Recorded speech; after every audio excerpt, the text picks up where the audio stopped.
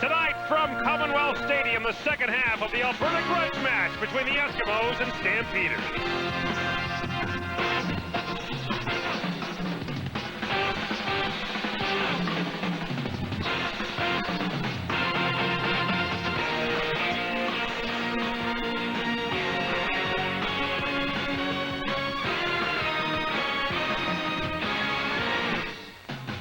On Monday, they played in Calgary, and Stampeder fans basked in the glory of their team's victory over Edmonton. Tonight, it's the Eskimos' turn. Their park, their field, their fans, and it's a chilly September night, but a gorgeous one nonetheless, and the Edmonton Eskimos expect their largest crowd of the season as they take on Wally Buono's Calgary Stampeders.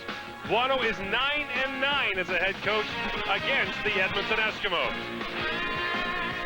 Rod Lancaster's Eskimos enter this game at 6-4 on the season, 4-1 at home, but his club has lost 4 of its last 5 regular season games against Calgary. The Stampeders can all but wrap up first place in the Western Division with a win tonight, while the Eskimos try to stay within shouting distance. I'm Gord Miller along with Glenn Suter. Welcome to Commonwealth Stadium, Glenn, for one of our favorite games of the year. Oh, it's an exciting game to be in. Lots of fans in the stands, and this rivalry. Last week it was a real aggressive hitting contest, and we're going to see the same thing tonight.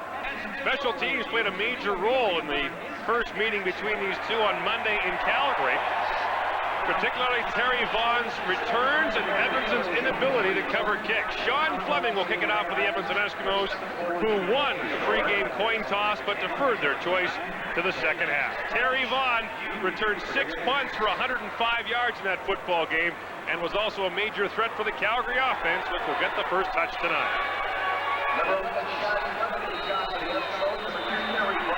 Vaughan and Coleman are back deep. Underway in Edmonton. Marvin Coleman from the 12-yard line. And Coleman picks his way ahead to the 27-yard line. Jed Roberts got down to make the stop, along with Bruce Dixon, a 15-yard return. The starting lineups tonight are brought to you by Corral. Jeff Garcia, the 26-year-old, is 17-2 as Calgary's starting quarterback since taking over for Doug Flutie 1 year ago. He is joined by Travis Moore, Terry Vaughn on the outside, Dave Sapunjis, Alan Pitts, Kelvin Anderson, and Dwayne Ford behind an offensive line that has been outstanding this season. Only 11 sacks allowed, best in the league. On first down, the kick goes to Kelvin Anderson, who slides ahead to the 30-yard line, a gain of 3. Defensive lead for the Edmonton Eskimos. The front seven led by Malvin Hunter, who leads the league in sacks with 11. He's joined by Benny Goods, Derek McCready, and Leroy Blue back in the lineup. Linebacking core is Ruck, Bless, and Mobley. And in the secondary, Malcolm Franks is the best cover guy for Edmonton this year. Kavis Reed leads the league in interceptions. Second down. 7 yards to go. Garcia from the shotgun has time, delivers, and has his man, completing it up there to Vince Danielson, who has a first down up at the 41-yard line. Vince Danielson, the 5 receivers for this Calgary Stampeder offensive unit, the 5 receiver pack, and Danielson's number 5. This is Danielson right here, just going to work down into the curl area in the zone defense. Edmonton Eskimos run a lot of zone on first down, then they'll run a little bit of man and blitz pressure on second. Danielson finds a hole in the zone. Danielson checks out now on first down. 2 backs for Calgary. Garcia wants to run. Finds some room up across the 45 to the 47-yard line. Stopped there by Glenn Rogers, and Larry Ruck. You know, Gord, that's one thing a lot of people don't talk about when they talk about Jeff Garcia, is his ability to run the football. He's averaging right now 5.7 yards a carry. He has good, quick feet, can avoid the pass rush and buy himself some time. And there you see the totals. Jeff Garcia just behind a pretty good running quarterback in Doug Flutie. Last week, Jeff Garcia was sacked 5 times by the Edmonton defense, more than had been sacked in the previous 9 games combined. And Garcia, a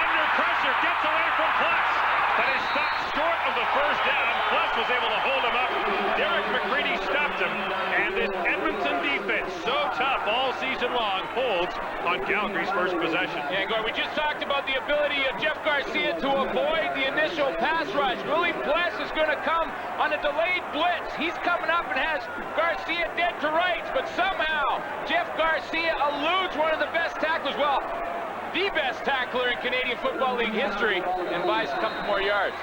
Tony Martino on to punt now for the Calgary Stampeders. Shalon Baker back deep to receive.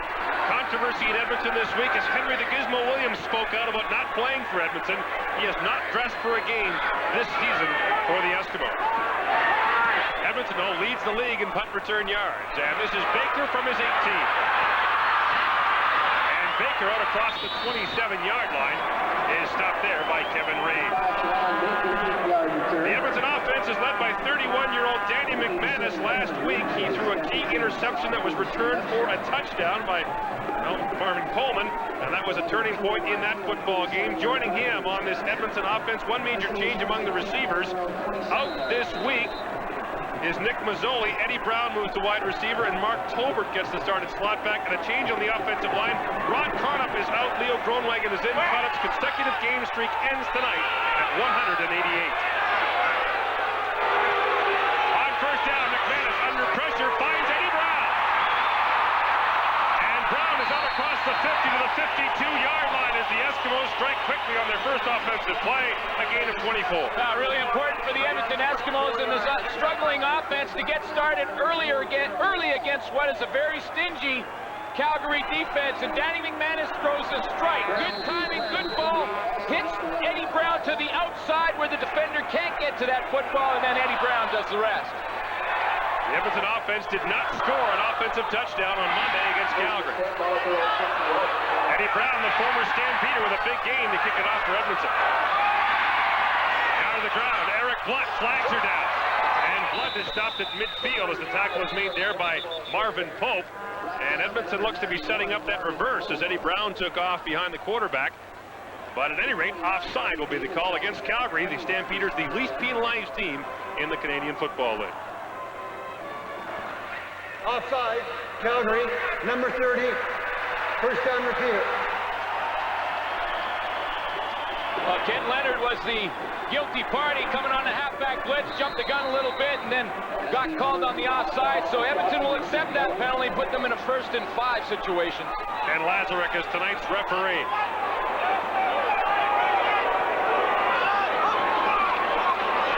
First and 5. Eric Blunt is dropped immediately. Rodney Harding gets in, the 12-year veteran. Stop Blunt before he can get anywhere. What a game Rodney Harding had against the Edmonton Eskimos on Labor Day. 3 sacks for the veteran. Hit Danny McManus 3 times, and he was pumped up for that game. Looks like he is again tonight for the rematch. Calgary's defense, toughest in the league against the run. And this Edmonton offense, which has been known for so many years for its ability to run the football, comes into this week as the 7th running attack in the league. McManus over the middle, almost picked off. The safety man, Greg Knox, slipped. The pass was overthrown, looking for Mark Tolbert. Yeah, just the ball that Danny McManus let get away on him a little bit. Overthrew Mark Tolbert, who was open as he came across the middle. When he gets back there in that 5-step drop, he's going to stop. He plants properly, no slipping. A little bit of pressure, though, and that ball flies over Mark Tolbert's head. And now we get our first look at Edmonton's punting unit. Glenn Harper comes on to punt. Of course, a key punt block by the Stampeders on Monday, and the returns by Terry Vaughn were a major story in the football game. Good kick by Harper.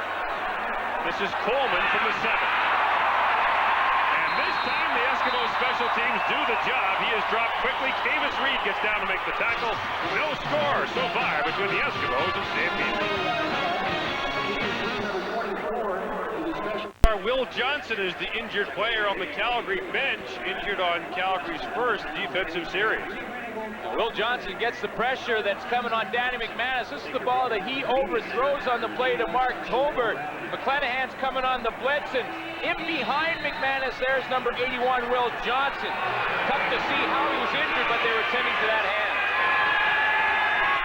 First and 10 Stampeders from the 14-yard line. This is Anderson wrapped up quickly by Willie Bless. Plus and Leroy Blue getting to make the stop. Blue in his first start for Edmonton in 4 games. He was out with a pulled hamstring. He actually played Labor Day. That was his first time back. And now Pless making his first home, or Blue making his first home start, makes the tackle along with Willie Pless. Yeah, and you know, with Blue and Willie Pless in the lineup, talked about the Calgary defense being #1 in the league against the run. Well, guess which defense is #2? No kidding, Edmonton. Edmonton or Calgary are #1 and 2 in 11 defensive categories. Garcia looking over the top for Travis Moore. He goes down. Malcolm Frank was there on the coverage. There's no flag, and receivers will often do that. They feel the pressure, and they'll try to go down, maybe draw the call. Wow, good no call by the official there, because Malcolm Frank was in perfect position, really didn't have his hands on Travis Moore. A little bit of bumping that goes on every play, but a good no call. You see they're running together down the sideline. Good position on the inside by Malcolm Frank. Travis Moore just goes down his zone, try to get the call, but he doesn't get it. Big defensive stand by the Edmonton defense. Holding Calgary is 1 first down so far on 2 possessions. Tony Martino, who played for Edmonton briefly 6 years ago, is back to punt. Low tumbling kick from Martino. Baker from the Calgary 52. And Jelon Baker dives down to the 48-yard line. The Edmonton Eskimos will have great field position for their second possession.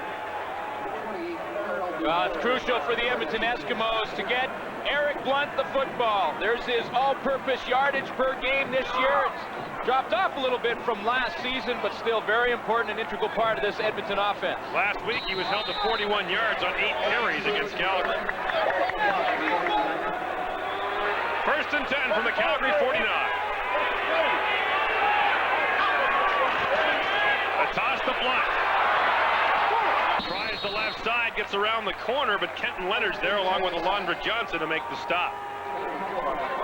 Game was 4. Now, he talked about Eric Blunt, the importance of him rushing the football. You know, Calgary has so much more success when they are running and getting Eric Blunt involved in that running game. It opens up things for a drop-back passer like Danny McManus to have a good running game. He can run some play action. It buys him more time. Only Robert Mims of Saskatchewan has more rushing yards this year than Eric Blunt. And there you see it. 4 losses, they've averaged 42 yards rushing and into 6 wins for Edmonton. Over 100. That's how important it is. McManus looking over the top and almost intercepted and then almost caught by Mark Tober. Well, I tell you what, McManus got away with one there. I had a conversation with safety Greg Knox before the game, and I quickly asked him, Greg, how many interceptions would you have had if you'd have caught all the ones you had a chance to catch? He said it'd be about 7 or 8. He only has 2 on the season, and he's had a couple of opportunities throughout this year, just like that one, where he's made the right read, been in the perfect position, and just let that ball slip through his hands. Glenn Harper, a former Calgary Stampeder, and it's a good kick. Almost too good into the end zone where Coleman will surrender a single point. So the Edmonton Eskimos are on the board first. They lead the Calgary Stampeders 1-0 on a 61-yard single.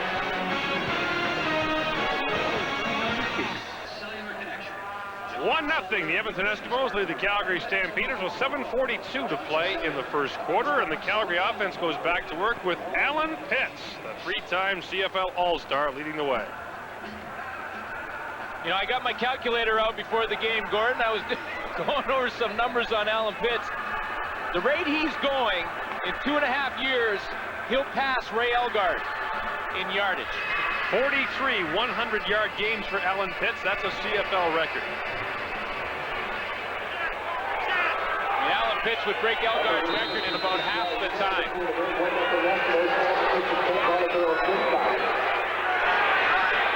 the 35, Garcia gets it out for Anderson, but look at the play made quickly by Glenn Rogers, who seems to save his best games for the Calgary Stampeders. Glenn Rogers is on a roll for the Edmonton Eskimos. He's had an interception in their last 3 games, including one last week in the Labor Day Classic, and you can tell if your team is ready to play by how they gang tackle on defense. And watch Glenn Rogers. He makes the initial contact on Kelvin Anderson, and then there's another green jersey, Malcolm Frank. Here comes Willie Fless. There's about 4 or 5 others on their way as well. He was one of 4 Edmonton Eskimo defensive players named to the CFL All-Star team last year. Second down. Garcia gets it away. Incomplete. Looking there for Travis Spoor. Well covered by Malcolm Frank. And the Edmonton defense getting some hits in on Jeff Garcia has allowed just 1 first down from Calgary so far. Well, Gord, you mentioned it earlier in the game that Calgary had given up 11 sacks so far this season, 5 against Edmonton last week. And the reason why, guys like Benny Goods right there, number 40, and Derek McCready, what a year they're having for a front 4. Lead the league in sacks with 48. And add Leroy Blue back in the mix, back after a month off, and it gets even better. Shalon Baker back to receive the punt from Tony Martino.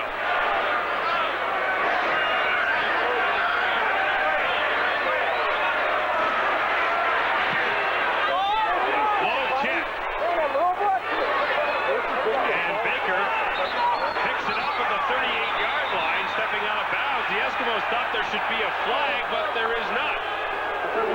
And the fans wanted the no yards call. That's what Shalon Baker was trying to do. Wait for that ball to slow down and draw one of the Calgary Stampeders into the 5-yard restraining area.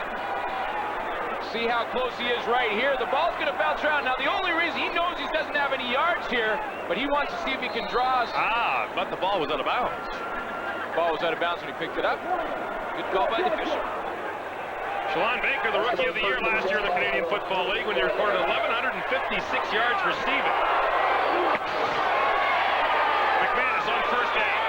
Up over the middle and has his man, Eric Blunt. Blunt stopped at the 46-yard line, a gain of 8. We talked about the running game with Eric Blunt involved and how important that is to Danny McManus. This is as good as a running play for the Edmonton Eskimos. Blunt's right there, just going to circle out of the backfield and catch the little hitch pass coming underneath right there. That's just a short little dump pass. That's as good as a running play. Second and short. Got a report down, Chris.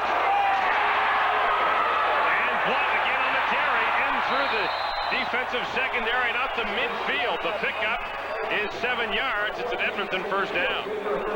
Eric Blunt's on pace to have over 1,200 yards rushing. This is on an Edmonton offense that has struggled throughout the season and hasn't had a real successful year on the ground. We talked about it earlier. They're 7th in the league in running the football, even though they are. And Eric Blunt has been a little injured. Ron Lancaster's happy to see that he's going to get over 1,200 this year if he keeps it up. Al McManus sets it up for Eddie Brown. And Brown close to another first down as he stopped at the 44-yard line. Eddie Brown playing wide receiver tonight. Leads the league in receiving yards and is playing a position that doesn't see him get as many footballs as when he's inside. Well, he prefers to be inside just because, like you said, Gord, he gets more balls in there. But, when he has moved outside and we looked into some stats, last couple of years he's been out there a couple of times and had very productive days. And the Edmonton offensive drought continues. Goes to Blunt, and he has quickly dropped Steve Anderson in there to help make the tackle, along with Rodney Harding, for a Calgary defense that with Edmonton shares the lead in most defensive categories. Absolutely, and Wally Bono wanted to have Marvin Pope and Anthony McClanahan into the lineup. He has that now. Pope moves up to the rush end. McClanahan is in the linebacking core, and in the secondary, Al Jordan and Marvin Coleman have 5 interceptions each. Greg Knox, Eddie Davis, and Kenton Leonard join them. Calgary's 20 interceptions lead the league. Going over the top for Eddie Brown. Can't make the catch. A flag is down at the 28-yard line. Eddie Brown had it for a moment and couldn't hang on. Now we'll see what the penalty is. Well, see what the penalty is. I don't think Al Jordan interfered with Eddie Brown down the sideline. Illegal contact. Well, now, if it's incidental, it's a 10-yard penalty. Well, Gordon, it must have happened at the line of scrimmage. It definitely didn't happen where the ball was down the football field. Legal contact on an eligible receiver. Calgary, number 27. First down. And it's a first down for the Edmonton Eskimos. Well, here you go. You're going to see the one-on-one coverage. Eddie Brown with Al Jordan. There's the contact. That's where the penalty happened, because down the field, Al Jordan looked back to the football and did not interfere with Brown. But you can protect your ground as a defensive back, but as soon as you turn to the side and bump the receiver, it's a penalty. First down, Edmonton. Draw play, Eric Blunt. Here goes Blunt. Man. Eric Blunt, touchdown.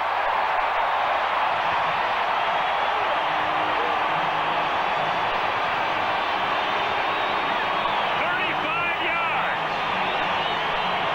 Edmonton's first offensive touchdown in 90 minutes of football.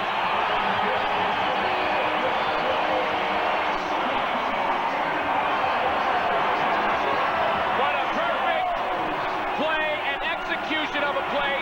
This running play by Eric Blunt. Second and long, they run the draw play, and Blunt executes perfectly some great moves to break in the open field and get that touchdown. Great acceleration by Eric Blunt. Only the 7th rushing touchdown allowed by Calgary this year. And Eric Blunt has his 3rd major of the season. Sean Fleming for the point after to give Edmonton an 8-point lead. Fleming puts it through, and to the delight of this huge crowd in Edmonton, the Eskimos have an 8-0 lead. Push through the hurricane. Let's go, baby. Stay up, man. Let's go. Go win the football game.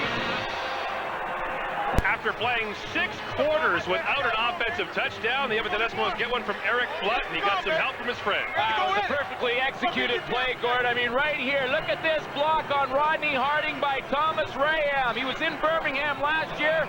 He blocks initially on the line of scrimmage, pushes Harding right out of the play, and then downfield, Shalon Baker takes on Marvin Coleman right there. Another key block to execute and spring his running back in for 6 points. Thomas Rayam from Orlando, Florida, had a great deal of interest in the news this week, as did Eric Blunt. Both men concerned about the hurricane that went through their area. And Eric Blunt, you heard a moment ago, saying hello to the people in North Carolina. He's from Aden, North Carolina, which was right in the path of the 2nd hurricane. The Edmonton Eskimos with an 8-0 lead. Sean Fleming drives this deep. Marvin Coleman from 5 yards deep in the end zone. Here comes Coleman. Out across the 30 to 34-yard line, Glenn Rogers makes the stop. A 37-yard return by Coleman.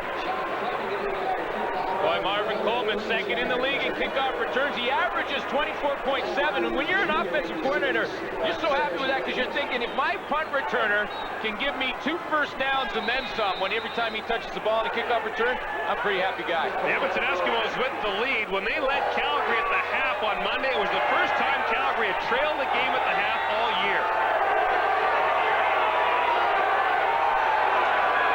Garcia, quick drop, but in behind the intended target, Travis Moore. Jeff Garcia looking not very sharp here, and he has played very well against Edmonton in his short career. 2-0 against the Eskimos, and in his debut as a starter, he scored through 6 touchdown passes against the Eskimos on Labor Day last year. But I'll tell you what, though, Gord, on the Labor Day rematch last year, Garcia had his worst outing in 1995 with only 219 yards. You know, in that rematch, that Edmonton defense gets pretty fired up, and it can throw the timing of your quarterback off immensely.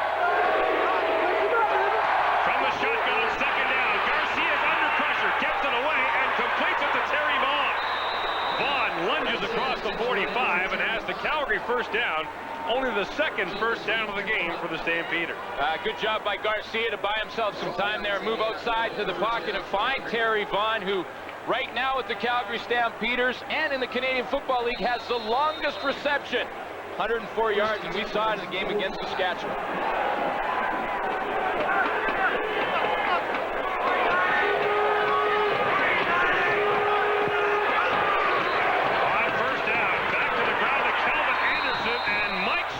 Comes up to finish him off after he was stacked up by the Edmonton Eskimo defensive line.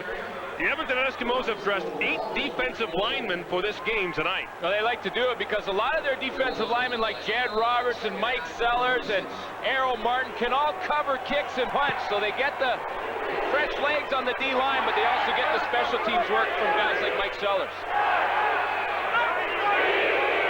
Edmonton was won.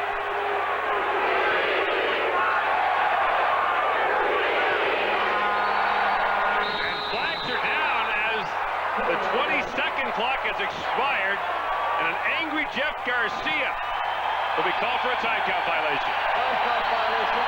Calgary, number 7.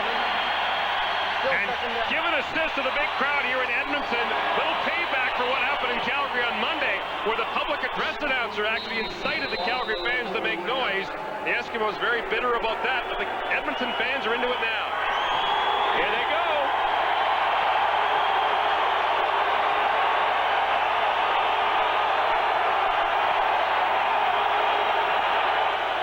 On second now. Garcia, long throw for Terry Vaughn. Beats the first man, beats the second man. And Willie Pless finally tracks him down. But Terry Vaughn has the Calgary first down after a pickup of 20 yards. Well, Terry Vaughn has been one of the nicest surprises for head coach Wally Bono. He averages 20.5 yards per catch, and a lot of the times it's not on the ball where he catches the football, it's what he does after he catches it. He makes people miss, and he'll fight for 5 inches, let alone 5 yards, and that time it took a couple of Edmonton Eskimos to get Vaughn on the ground.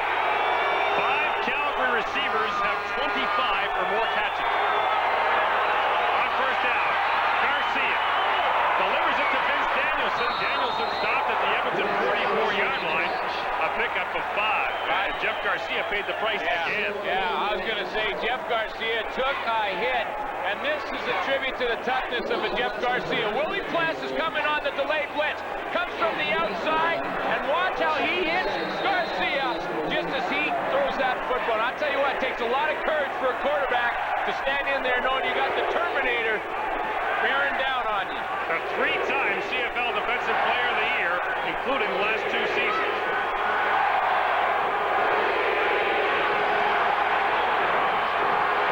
Garcia brings the ball down, gets it away, and completes it. What a throw! Travis Moore makes the catch and has a first down to the Edmonton 26-yard line, and Garcia got drilled again. Oh, what a throw. Jeff Garcia, as he's dancing around trying to avoid the pass rush from the Edmonton Eskimos, threads the needle. Singor Mobley had a perfect opportunity. You see him working right here with Dave Sapunjas. Watch how close his ball goes right by him. He just misses it. Malcolm Frank also right on the spot. Great throw by Jeff Garcia. It comes on the final play of the first quarter. The Edmonton Eskimos with an 8-0 lead over the Calgary Stampeders in the second half of the Alberta Grudge Match. Jeff Garcia is moving the Calgary offense, Glenn, but he's paying the price to do it. He certainly is, and this time it's Mike Sellers doing the damage, number 94, one of the youngest players in the Canadian Football League. He's only 21 years old, and he just hammers Garcia. Here he is right here, and he comes in and puts the hit on the stun on Jeff Garcia late. You know, he's an amateur boxer. He's 16-3 as a boxer, and watch this hit right, bang. Oh. He did it. He does the little rope-a-dope job right there on Jeff Garcia. Let's get him, baby, come on!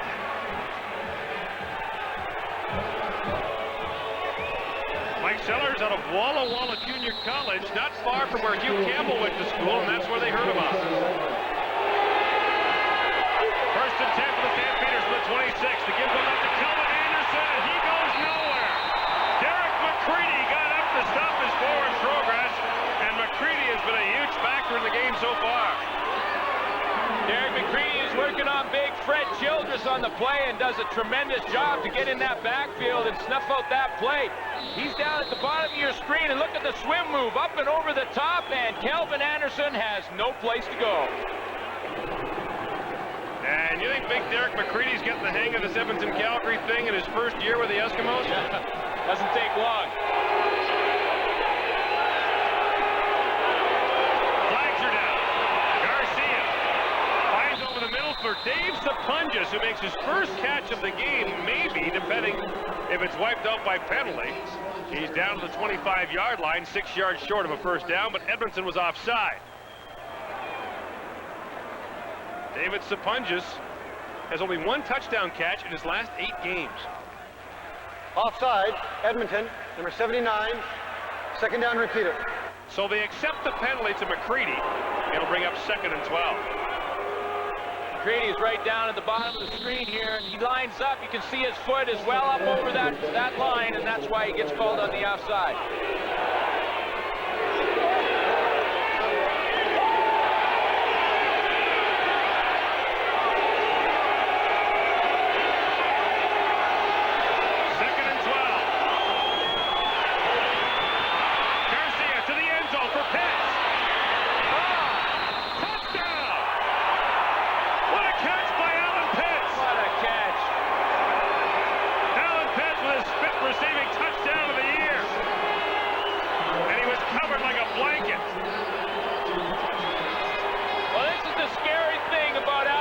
And why he's been so effective throughout the season. He's 6'4", 210 pounds, and watch him accelerate at the end of the play and lay out.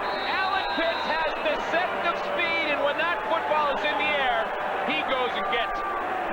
29-yard touchdown for Alan Pitts, who had no touchdown catches in his last 2 games and only 2 in his last 7. He's got Calgary back in the football game. It's everything you'd want from Edmonton, Calgary, and then some. The Eskimos lead the Stampeders 8-7.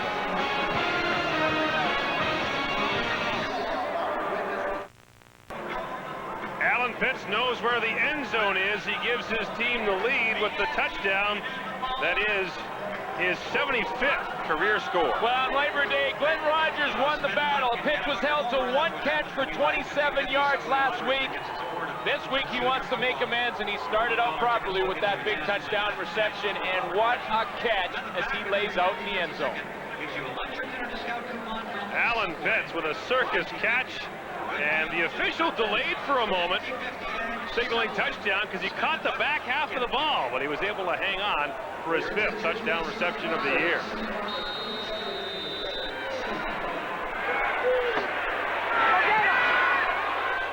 Mark McLaughlin kicks it off. This is Jerry Collins. Flags are down, and so is Collins, who is stopped at the 34-yard line. And now another flag comes down as Dwayne Ford made the tackle. Farrell Duclair, first-year player out of Concordia University, got into it there. And now you see Jed Roberts and Greg Knox pushing and shoving. Think these guys are going to meet after the game and go hang out together? No. I don't think so. You know what? Calgary's leaving right after the game. Yeah. And Wally Bono said, I want to get out of Edmonton as soon as I can. I hate it here. And we've got double penalties here against the Edmonton Eskimos, and Ron Lancaster won't much like that. He cut a player this week and was mentioning one of the reasons, too many penalties. Yeah, you're talking about Grady Cavness. He had 6 penalties and was also part of the reason they had a punt blocked, and that's why he is unemployed right now. And Ron Lancaster just does not stand for those penalties, especially the ones that happen after the play, the discipline penalties. Legal block, Edmonton, number 38. Major foul, unnecessary roughness, Edmonton, number 40. First down.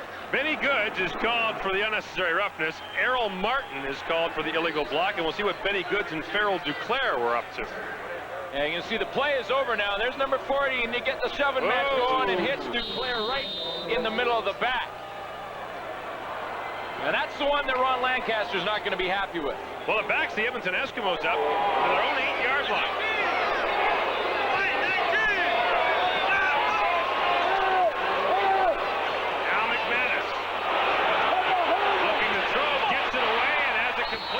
For Mark Tobert. Tobert has a first down out to the 24-yard line.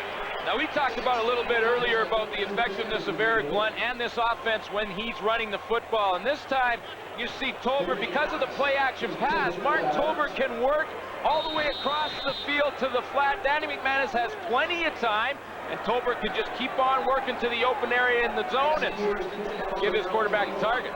Mark Tobert with the catch at only 9 coming into this game. And here comes Eric Blunt. Around the corner goes Blunt out across the 35 for what should be another Edmonton first down. Now, Eric Blunt throughout this season has had some ankle troubles. He hasn't even practiced all week with the Edmonton Eskimos. But I'll tell you what, it looks like his ankle is healthy and ready to go now because he is accelerating at the line of scrimmage and the point of attack. He looks like he did last year. We will have a measurement right at the 35-yard line.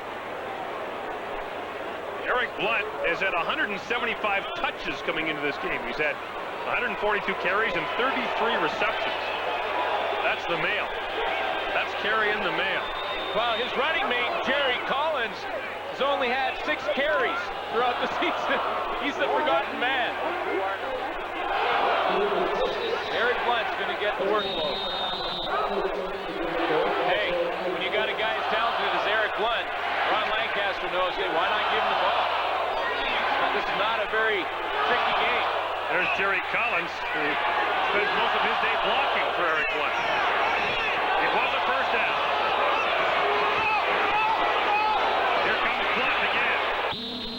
And this time, tougher going, Rodney Harding comes in to make the stop, along with Marvin Pope, and Will Johnson back into the game after being injured earlier. Well, you know, a lot of people have criticized this running game of the Edmonton Eskimos because Jerry Collins is in there, saying that they have 2 tailbacks in the backfield.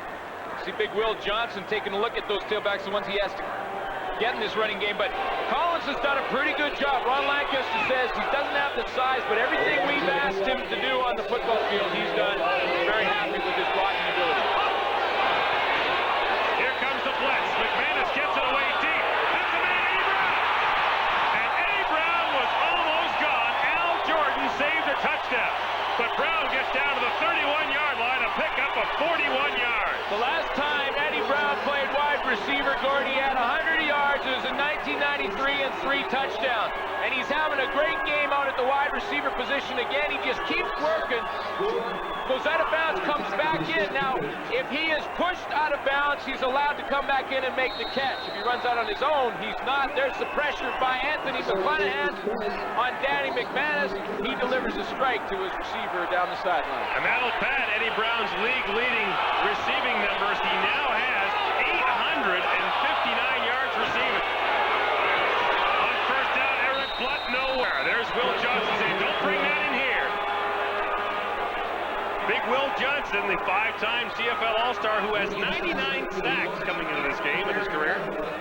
Yeah, they were looking at that left hand of Will Johnson, but doesn't seem to be affecting his ability to tackle the running backs. I mean, he is in the backfield, grabs on. Eric Blunt has no shot. He's 9 inches taller and 70 pounds heavier than the man who was trying to block him, Jerry Collins. You can see the bandage on the right hand.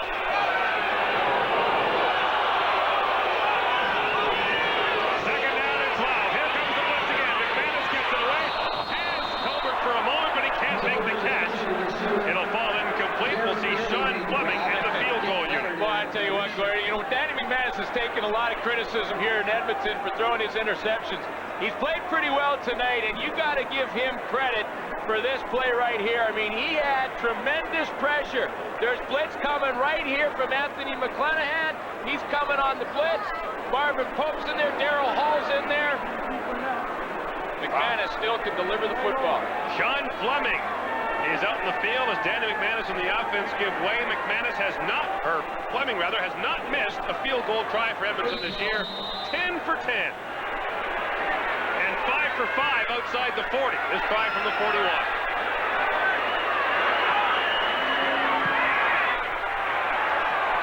Fleming missed it to the left.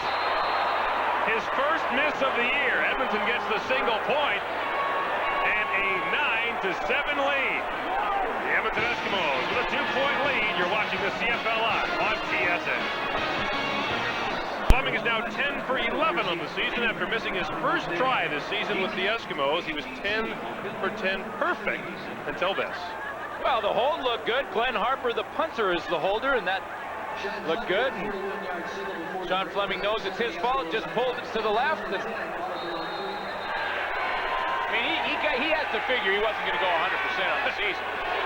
Jeff Garcia has made his last 5 passes. Until then, I got to stop saying that stuff. I got to stop saying that. You're jinxing him. I have never won the lottery. We'll see if it works. Well, I tell you what. Singor Mobley's right up here on the top of the line. He's coming on the blitz. Let's just take a look at the pressure that Jeff Garcia has to handle as he's throwing that football. Mobley's taking him to the ground, and that takes all the strength and action off that ball. Singor Mobley in his second year out of Washington State. He and Anthony McClanahan know each other well. Both former Cougars.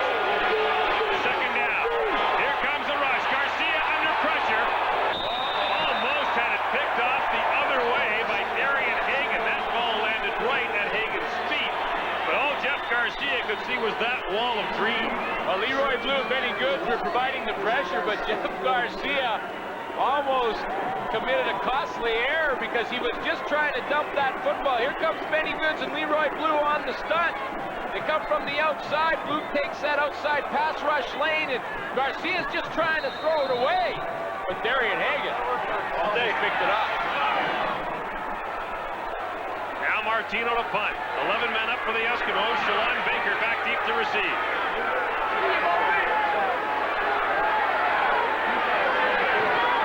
Here comes the rush. Martino gets a good kick away.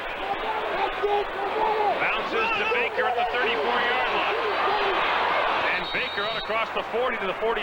Wayne Drinkwalder, the long snapper, hustled down to make the stop. 8:48 to go in the second quarter. A 2-point Edmonton lead. Years, teams from Calgary were frustrated when they came to Edmonton, be it hockey or football, and Wally Buono knows that feeling. Former Calgary Flames coach, the late Bob Johnson, called it climbing the mountain against Edmonton.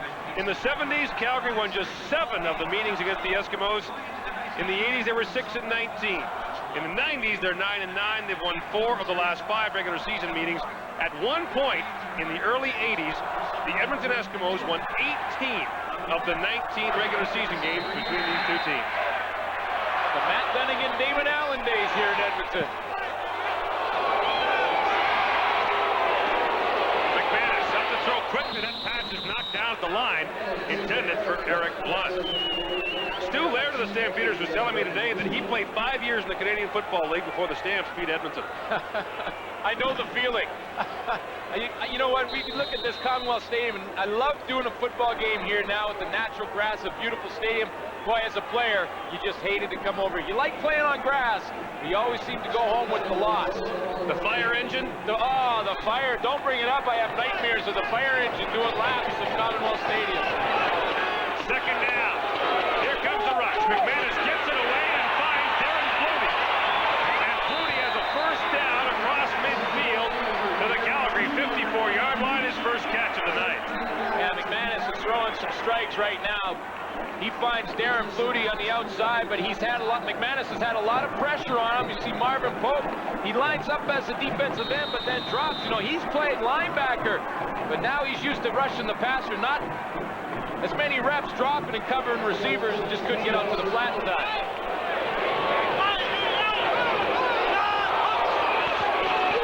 Here comes Blunt. Eric Blunt tries the right side. Al Jordan knocked him down. The ball came out right in front of the Stampeder bench. But they'll rule Blunt down and give him a gain of 5. Well, I don't know. We have the luxury of the replay up here, and it looks like that ball hits the turf. I mean, you see the tackle right there by Eddie Davis. Out comes the ball.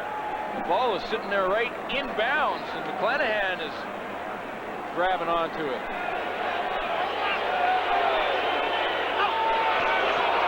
Flags are down. Early movement. Ball is tipped up in the air. And you know what? Jerry Collins almost made that catch on the deflection.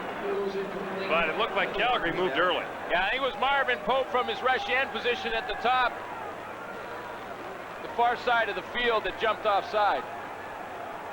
Big Daddy wants to get some sacks. He's only got 1 since he came back. Offside, Calgary, number 91, first down Edmonton.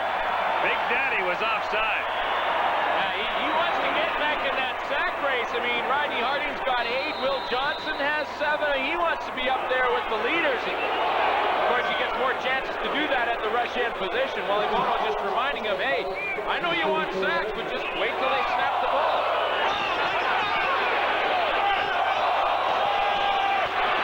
Here comes Eric Blunt. And Blunt again tries the right side. You might have seen in the background an Edmonton receiver come in behind as they gave the ball off to Blunt. They're setting them up for that reverse, I think. Well, Darren Flutie and Eddie Brown have both come in behind. Here's a look at the point of attack with big Chris Morris working on Marvin Pope, and that time does a nice job of going upfield a step and then coming back underneath to stop that running play. Gain was 1.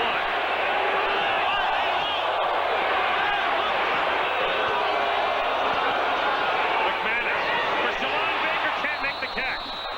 Covered by Marvin Marvin Coleman, and Shalon Baker couldn't hang on for what would have been an Edmonton first down.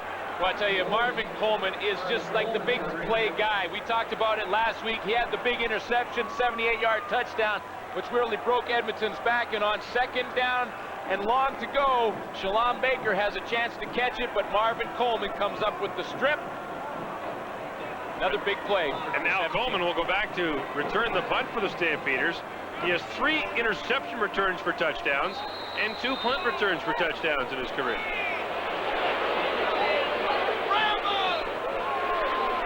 Glenn Harper to punt. Angling for the sidelines. Another good kick into the end zone. Well, gradually the Edmonton Eskimos are getting that field goal. Now a 3-point lead as they take a 10-7 advantage, but is Harper happy with that or not? No, I would say not. I mean, right there now, they're back on the 35-yard line. They really didn't get a whole lot of yardage out of that kick. It was a nice big long kick by Harper, but you know he'd like to have it back. He would give up 10 yards, but pin Calgary deep in their own end. Oh, we have a moment. Let's go down to Ken Schillebeck, who's standing by with an Ironman whose streak has ended. Thank you very much, Rod Conniff. Rod, you have played 250 career games. Now you're sitting out. What's the status of your injury right now? I expect to be back next week. I sprained my knee, and this is something new for me. I've been fairly fortunate over the last 15 years, but it was bound to happen. How many games have you missed? Well, this is the first one. Over the career, you mean? Right. Five. 5 games yeah, over. Today's 5. Wow. Yeah. That's tough. It's tough watching on the sidelines. It's the first time I've ever watched a game in this stadium. I missed a couple games 2 years ago, but I was in the hospital with pneumonia. And other than the '84 Grey Cup, this is the first time I've ever watched a football game here. Hope you're back soon, Rod. Thank you very much. Thank you. Guys. Thanks very much. Tough for Rod Conniff to watch, and they miss him. 2nd and 8, Garcia. For Sapunjas in behind him, and Dave Sapunjas got whacked at the end of that play. I think Trent Brown, the safety, was there to deliver the blow. Yeah, Trent Brown was poaching. That's what we used to call it in Saskatchewan, where the safety plays low, down in that linebacker level. You see Trent Brown's going to come up right there and put the hit on Dave Sapunjas. It doesn't allow him to reach back for that football. And the crowd giving a nice ovation to the Edmonton defense as it makes its way off the field. By the way, just a thought on Rod Conniff tonight. His 188 consecutive game playing streak comes to an end, 11th longest in CFL history. It's amazing. Especially in the position that he plays. That O-line. Martino with a good kick to Shalon Baker at the 35. And Baker around the corner goes out of bounds at the 42, a 7-yard return. How long was your streak? I was 194 games, but I didn't hit on every single play like the offensive line did. You know, Rod Conniff in his 250th game got hurt, and I know another guy who played 250 and got hurt in his 250th. That was big Roger Aldegg. He was only your teammate for like 11 years. How can you forget Roger Aldegg's name? You know, my good buddy, you know, Mr. What is his name again? Rod Conniff is the only member of the Edmonton Eskimo team who played in the 1982 Grey Cup, part of the 5-in-a-row Grey Cup team. Danny McManus over the middle for Mark Tobin.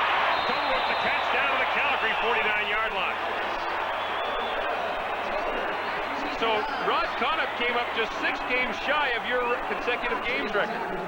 Wait till I tell Roger Aldegg. Wait till I tell Aldegg that you forgot his name. I didn't forget his name. I got it written right here. You have to write it down. I drew a blank. You have to write down the name of a guy who sat in the dressing room with you. I wrote it down so I'd make the point. Flip. You flew with him. You played with him. You were in the same dressing room. You practiced. Okay, enough. First down. McManus looking over the top for Eddie Brown, and Brown had to play DB there as the best play was made by Al Jordan. Oh man, I cannot believe. I mean, No, okay. come on. Well, There's no excuse. you know, have you ever just like been in the middle of a conversation, just drawn a blank, just like that, just at the wrong time? Yeah, but I mean, where you just, you're thinking, you got. Don't hide behind that post. Roger Aldegg. That's the guy right there. I'm sorry. Unbelievable. There's Sim Simone, by the way. Hey, stats man. And a long-time friend of mine. Good to come back to Edmonton again. McPell some work. Second down, screen pass for Jerry Collins. Collins, first down, and then some, inside the 30 to the 29-yard line. The draw play resulted in a touchdown earlier. Now the screen pass gets a gain of 20. Yeah, you know what I like about it is a screen pass to a guy that the Calgary defense doesn't expect will get the football. Jerry Collins is the forgotten man in this Edmonton offense, but on this play, it's his turn. He gets the screen pass, and it's perfectly executed. Calgary didn't expect it.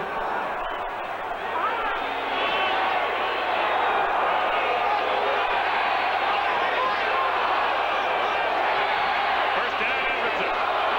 McManus over the top, Eddie Brown. Incomplete. And with him, step for step, was defensive back Eddie Davis. That really was great coverage by Eddie Davis. He has a couple interceptions so far in the season for Calgary. Spent 1995 in Birmingham. Calgary very happy to have him in the lineup. Good man-to-man cover guy, good speed, and he showed his speed there. Eddie Brown, one of the fastest receivers in the league, and Eddie Davis was step for step. Calgary has had, in the 90s, great cover guys. You think about Junior Thurman, Marvin Coleman, Al Jordan. They've always had good cover guys. Ken Leonard can cover anybody. And what it does is it allows you to blitz a lot because you know your guys can cover behind you. Second down, McManus guns it. Has Darren Flutie, who dives ahead for a first down. Flutie dives down to the 18-yard line. Should be good for an Edmonton first down. We've reached the 3-minute warning at Commonwealth Stadium. The Eskimos have the lead 10-7 over the Calgary Stampeders.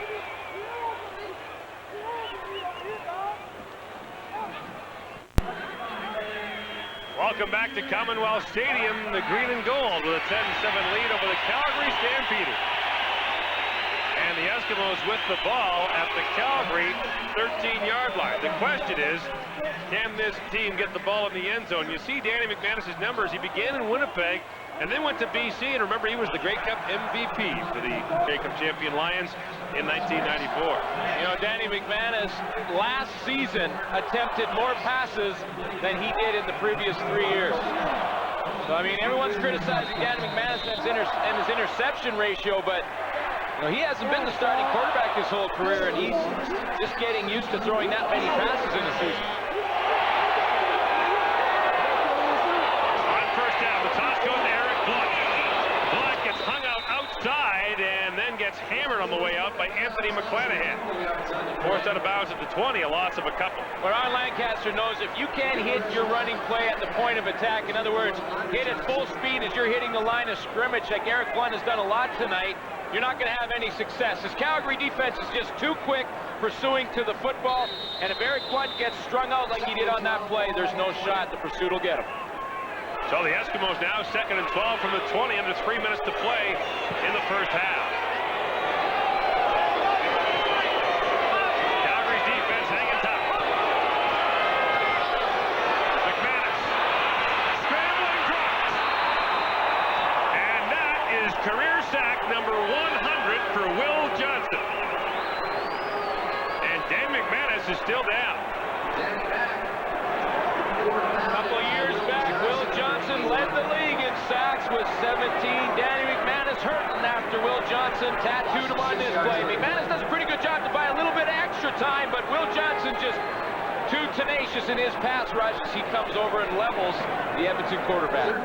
Will Johnson was with the Chicago Bears, was released and went back to Dallas to be a police officer. He made $23,000 a year, and on his first day, got his nose broken. Said, the heck with this, I'm going back to play football. I want to go and break some quarterbacks' noses. Sean Fleming now, from the 33. Fleming puts it through, and the Edmonton Eskimos now have a 13-7 lead. Eerily similar to the Monday Labor Day game when it was 10-7 at the half. I believe so, and you know that Sean Fleming and the rest of this Edmonton Eskimo team is thinking, well, we just don't want the outcome to be the same. As we said last week, when Edmonton led Calgary at the half, it was the first time this year the Stamps didn't have a lead at the half. They have not yet trailed this year after 3/4 of a football game. And now Danny McManus is talking it over with the Edmonton medical staff, including Dr. Peter Boucher, Dick Cherry, their trainer here, Hallward. Sorry, Gord. Here's another look at the injury. Bill Johnson coming in on the sack. Take a look at McManus's feet right down underneath. He gets rolled a little bit. I think his own teammate, Ed Cousy, gets caught up. Ed Cousy and Rodney Hardy coming over top of the pile. That may be how he twisted that ankle. He'll get a little duct tape down there for Danny McManus. Wrap it up a little tighter. I'm sure he'll be back. And Will Johnson has 100 career sacks. That's amazing.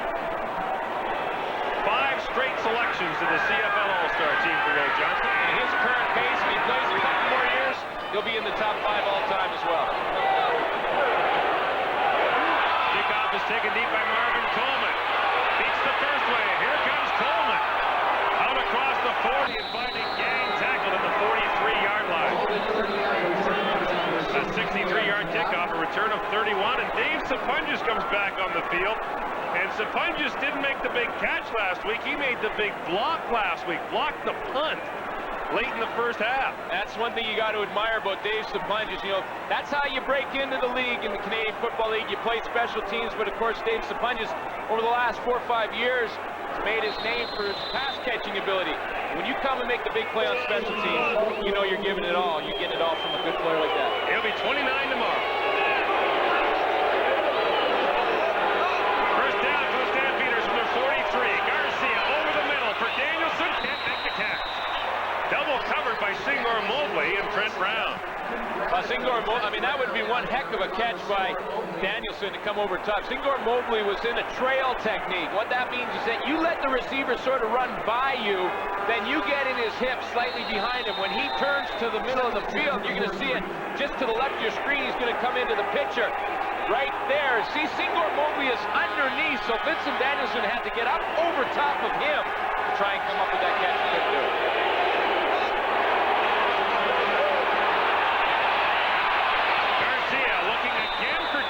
And this is ruled a catch over the Eskimos' objections right at the Calgary 54-yard line. It'll be a Stampeder first down. Key to the play was set up from the ability of Jeff Garcia to bust outside the pocket and get into that open area, so he had a passing lane to throw the football. Flag was down. Singor Mobley was offside. It is declined, naturally. And on the Edmonton sideline, Danny McManus gingerly gets in the cart with... That's unbelievable. I mean, that's Dave McGee, who is the physical therapist for both Edmonton and the Eskimos and the Oilers. And there goes Danny McManus to the dressing room. Here comes Jeff Garcia. Garcia tucks it down, puts his head down, up and over, and gets to the 44-yard line, a pickup of 11 in Calgary. First down for Jeff Garcia. Let's go to Ken Chillibeck. Okay, thank you very much, Gord. A left knee, that's what the doctors were looking at. Danny McManus, he looked like in a lot of pain. And as you can see, they just took him to the dressing room. Doesn't look good for the Eskimos. Cody Ledbetter, his rookie season in the CFL, is going to have to take over. And right now, he has very little experience. And you really have to wonder what kind of offense he can muster. Tough news for the Eskimos right now. Guys. Cody Ledbetter has just 10 attempts this year. He's completed 2 of them. It didn't look that serious, but obviously it is. Now Garcia kind of sidearms it down there. He was looking for Travis Moore, but his ball's incomplete. Now the Stampeders looking at a possible field goal. And think about the Labor Day game when they had the ball deep in Edmonton territory after the blocked punt, but got only the field goal instead of the touchdown when they scrimmaged the ball at the 2. It looked like at that point in the football game it was going to be a real key turning point. Calgary had just blocked the punt. Wally Bono thought he'd get 7 points out of it. Didn't. Only got 3. Of course, he ended up winning that football game, so it didn't matter for them, but... Garcia's last 5 passes have fallen incomplete. We'll see if my streak busting continues.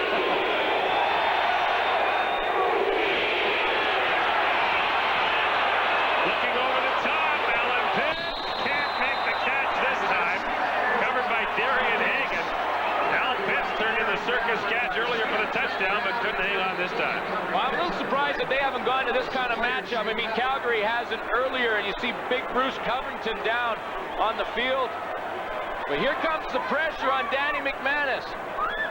Right up the middle is big Larry Ruck coming from his linebacker position. Jeff Garcia, goes down as he throws the football. Big tuna. Bruce Covington is down on the field right now. Yeah, Bruce Covington is injured, and it has been an injury-plagued last couple of years for the big man who was a CFL All-Star in '93. Of course, he tore up his shoulder last year, missed the entire year, and he's had trouble with injuries this season. Pat Clayton, the veteran athletic therapist for the Calgary Stampeders, checking him out. You got a finger in the eye, maybe? He's right in here to the right of your screen. Take a look and see. It looks like, yeah, Benny Goods had his hand right in the face mask. So Bruce Covington got a finger in the eye. Yikes. Better revenue. No, I didn't play down there in the trenches. Oh, you know what? I forgot. You wore all that equipment. Glenn Suter had like the face mask with all the bars, the towel, the wrist thingy, the nose thingy, the neck thingy, the elbow pad. Well, you know, as my career went on, I needed another piece of equipment every year just to hold me together. You know what? You know what happened when you retired? Norm Fong, Calgary's equipment manager, outfitted an entire junior football team with your leftover stuff. Looks like Tuna will be back, and that's good news. Yeah, they need him. He used to organize Fat Man's football for the Stampeders offensive line. They used to play a touch football game the day before games. Tuna says they don't do it anymore. So I'm 30 years old, man. I'm getting hurt too much doing that. Well, I tell you what, it's a lot of guts to call him Fat Man Football. I guess that's the name of the team, so we'll just, you're okay. Here comes Mark McLaughlin from the 52-yard line, and this may be a try from the 47-yard line as there was early movement. Mark McLaughlin has missed 2 of the 3 attempts he's had this year from outside the 50, and Edmonton jumps offside.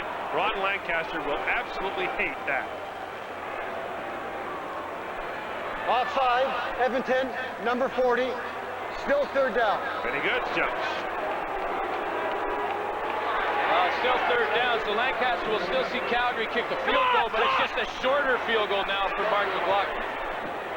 McLaughlin, this season, 26 of 27 inside the 40. He's got 2 misses outside the 40 this year. Yeah, I was just going to say 2 of his 4 misses were from outside 52 yards, and the other one was one of the ones I jinxed him in BC. I talked to him about the great season he was having, and he went out and missed his first kick. So that was my fault. Kevin Reed is the holder. From the 47. McLaughlin missed it to the right, and Eddie Brown is going to bring it out. A clip.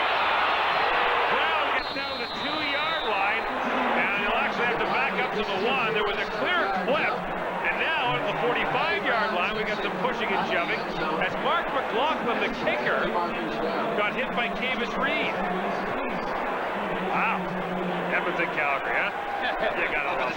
Well, you know, I mean, the thought I think for Ron Lancaster was, with this much time left in the half, don't give up the single point. You see, here comes the kick. Hold looks good. He just kicks it wide to the right. Ooh. Now there's the battle with Cavis Reed, and look at Mark McLaughlin going at it. Look at Mark McLaughlin. He beat Cavis Reed. He's got the pin. The forearm to the chin move. Mark McLaughlin's big. He's 6 foot, 201 pounds. Number 39, first down. Well, Willie Pless with the clip. So Cody Ledbetter is backed up to the 1 as he takes over from Danny McManus.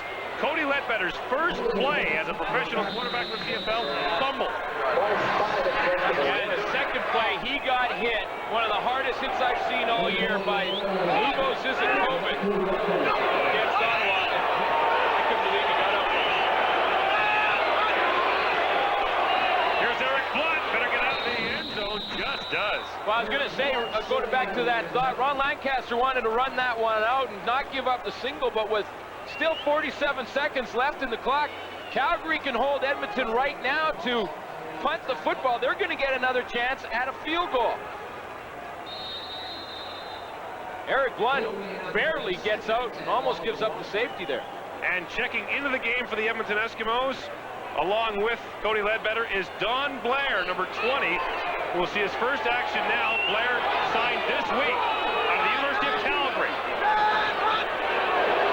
Ledbetter's going to throw from the end zone. He's in trouble. And Ledbetter just throws that away about 10 yards over the head of Eddie Brown. And Ledbetter was running for his life from Will Johnson, who wanted career sack number 101. Well, Ledbetter did a good job just to get rid of that football. It would have been a safety, 2 points. Now, as it is, Edmonton's going to have to punt out of their own end zone. This is just like the Labor Day Hey, game. Calgary has lots of time to put some points on the board before the half. The block kick was the big play last week, and we may see it again here. Dave Sapunjas blocked the punt last week, and the guy who didn't block him was cut. And he's in the same position he was when he blocked that one in Calgary. 10 men up, 2 back for Calgary. 21 seconds to play in the first half.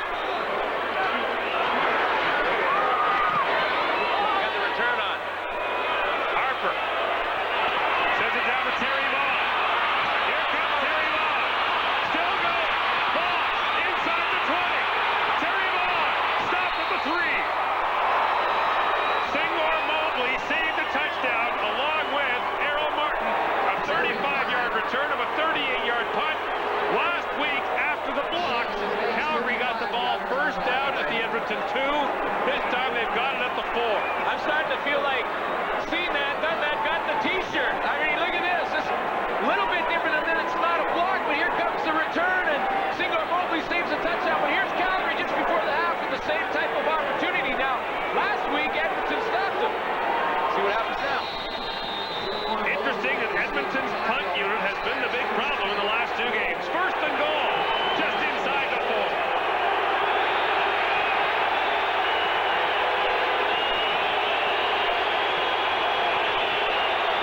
Garcia, down the goal line, incomplete, looking for Vince Danielson. Darian Hagan helped break it up along with Seymour Mobley. There'll be time for one more play. Now what do? Kick the field goal? And I think Wally Wano's going to kick the field goal. Yeah, Wally's sending on the field goal unit right now. He's going to make sure he gets some points out of it. It's a long 2 yards, and I'll tell you what, that Edmonton defense rises to the occasion when they have their back against the wall. I mean, they have Willie Quest, Seymour Mobley, and Larry Ruck back there. They're great at stopping that run. 2 yards is a long way to go, so the blocking will kick it. Chip shot from the 10. Pistol Calgary within 3.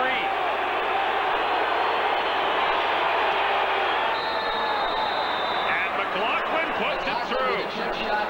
Mark McLaughlin puts the field goal through on the final play of the first half, and it is so much like the Labor Day game, it's scary.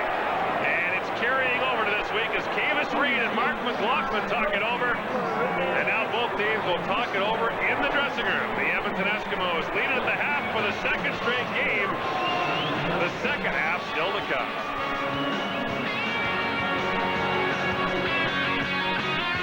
Is this one? That was a great defensive battle in the first half. So was this one, Glenn. Oh, it was a great defensive battle. Both defenses providing tremendous pressure on both quarterbacks. Danny McManus right now is on the sideline with an injured knee in what, in my opinion, was his best half of football for the Edmonton Eskimos. He now has to watch from the sideline. Doesn't look like he'll be back, so Cody Ledbetter will play the second half for Edmonton. Young Cody Ledbetter, 23 years old, has tried one pass in this football game. It felt incomplete. The Calgary Stampeders have only trailed twice at the half in games this year. This game and the Labor Day game on Monday. And the second half kickoff taken by Darian Hagan, who gets out across the 35 to the 38-yard line. Let's recap the scoring for you. Edmonton started in the first quarter on a 25-yard draw play from Eric Blunt. Perfectly executed draw play. Edmonton's doing a nice job in this first half of mixing up the pass and the run. Eric Blunt has been the one carrying the mail.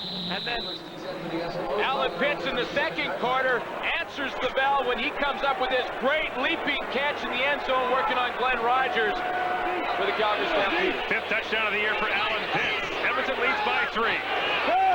Here's Cody Ledbetter. Up over the middle, completes it to Eric Blunt. And Blunt dives ahead to the 43-yard line for a pickup of 6. Cody Ledbetter's first play from scrimmage as a pro quarterback, he fumbled the football. That was 4 weeks ago. This is what Danny McManus looked like when he left the field in the first half after injuring his left knee. And bad luck for McManus and Edmonton's offense because Danny McManus was having a great half. I mean, he threw more strikes in that first half than the Blue Jays did tonight. This guy was on fire. Unfortunately, he's going to have to watch it from the sideline. Now on second down, they give it off to Blunt on the drop play, and he is smacked immediately by Marvin Pope. Big McDaddy comes up and makes the stop, and there's another injured player down on the field. And it's Steve Anderson, I believe. Will Johnson was injured also in the first half of the football game, but was able to come back and record his 100th career sack. And so Steve Anderson is down, and he is part of this Calgary defense that had sacked the quarterback 39 times coming into this game, second to Edmonton among the top sack teams in the Canadian Football League. Calgary and Edmonton have the outstanding defenses. They are 1-2 in 11 of 19 defensive categories. The Stampeders lead the league with 20 interceptions. And of course, it was an interception return for a touchdown on Monday by Marvin Coleman that made the difference. And here's now another injured player. This is Mike Sellers. You can see that Mike Sellers is in obvious pain. Look at Sellers. That's trainer Ian Hall. We're seeing him off the field. Wow, that does not look good. I mean, Sellers is in pain on that sideline. And of course, Steve Anderson just barely getting off the field for Calgary. I tell you what, when these two teams meet, it is a battle. That's what they talked about last week in the Labor Day Classic. It was one of the most physical games that these two teams have participated in all season, and it's no different here tonight at Commonwealth. There's a battle going on out there right now. And there have been some other injuries to talk about before this game. The Edmonton Eskimos had to juggle their offensive line. Loss of one during the previous play. And the Eskimos had to put Leo Groenwagen at center when Rod Conop was injured. And Conop sees his consecutive game streak end at 188. Glenn Harper to punt.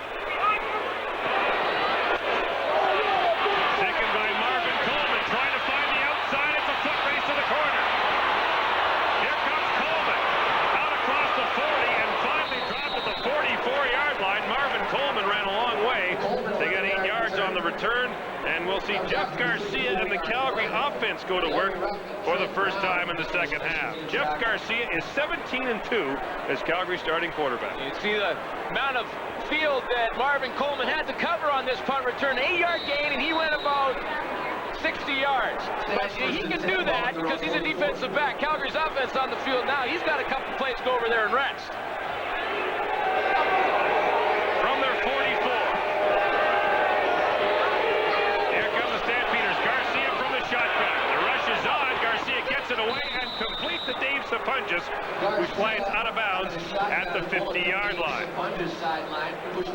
Jeff Garcia made his debut as Calgary's starter pretty much on Labor Day last year. Doug Flutie took the first snap, but Garcia played the rest of the way and torched the Edmonton defense for 6 touchdown passes. That accounted for a third of the touchdown passes that Edmonton's defense surrendered last year. And Garcia came here in the next game in the rematch last year and had his worst outing of 1995. And you know, Wally Bono, hope that doesn't repeat this year. Sapunjas got 6. Garcia for Vince Danielson can hang on. Darian Hagan was all over him, but the pass ball is incomplete, and Calgary will have to punt. Well, in a tight game like this, you know, Vince Danielson would like to have that one back because in the second and short situation, got to come up, keep that drive going. Good throw by Jeff Garcia. Hits Danielson coming underneath. Darian Hagan can't get there in time, but Danielson just drops the football. At one point in the 1980s, the Edmonton Eskimos won 18 of the 19 regular season meetings, but Calgary has now won 3 straight against Edmonton in the regular season and 4 of the last 5. Shalon Baker is back deep to receive the kick from Tony Martino. Baker takes over from Henry the Gizmo Williams this year. The Gizmo has not played it down for Edmonton and said in the paper yesterday that if he can't play here, he might like to try his luck somewhere else. Martino, high kick to Baker from his 17. Shalon Baker turns the corner and gets out to the 30-yard line. He is tripped up there by Alondra Johnson. The Edmonton Eskimos with a 13-10 lead. You're watching the CFL Live on TSN.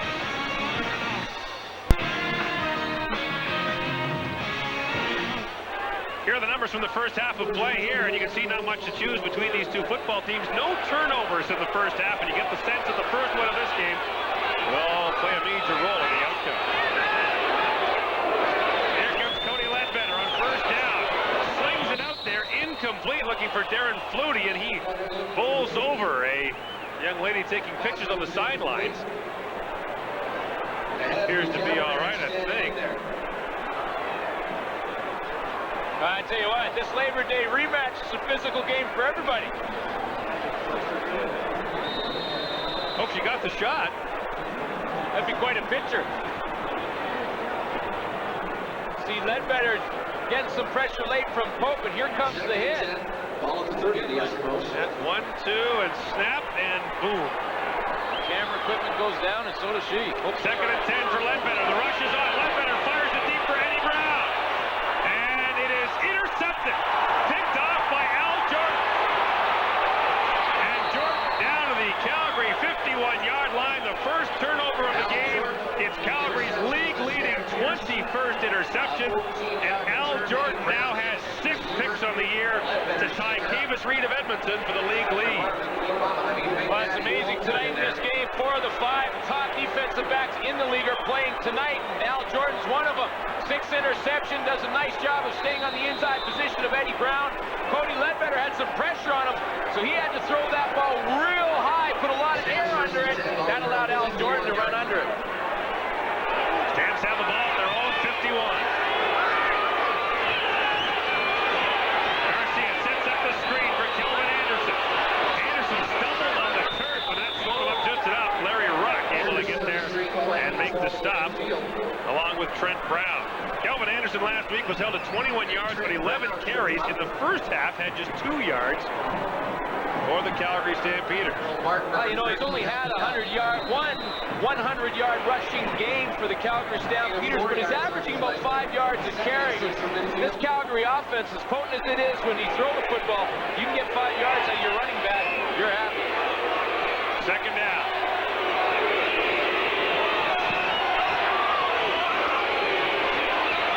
Garcia under pressure. Gets away, got a ways to go. Puts his head down and gets the first down. Malcolm Frank makes a stop, but Jeff Garcia running like a running back. You cannot not like this guy. I mean, Jeff Garcia takes off. He has great quick feet. Good ability to be able to avoid that initial pass rush. Here comes Leroy Blue on the stunt. He gets away from Blue with some good speed to the outside. Pless can't get to him. And then you gotta love it at the end of the play. I tell you what, if you're a defensive back in the cover, Jeff Garcia, come up and tackle him rather, you better bring it all, because Jeff Garcia will lower his shoulders and put it into you. He came up about 3 lengths on the change short. It'll be 3rd and short for Jeff Garcia, who has never lost to the Edmonton Eskimos in the regular season. He is 2-0 as a starter against the Eskimos. I mean, it's not like he's a real big quarterback, and he's 6'1", 185 pounds. But I'll tell you what, he delivers a blow when he runs football. He was sacked 5 times by the Edmonton defense last week. That was more than he'd been sacked in the previous 9 games combined. Oh, there you go. I mean, he wants to dish it out a little bit. He got sacked a couple times by this Edmonton defense. Now he wants to be the hammer. Now 3rd and inches for the Stampeders.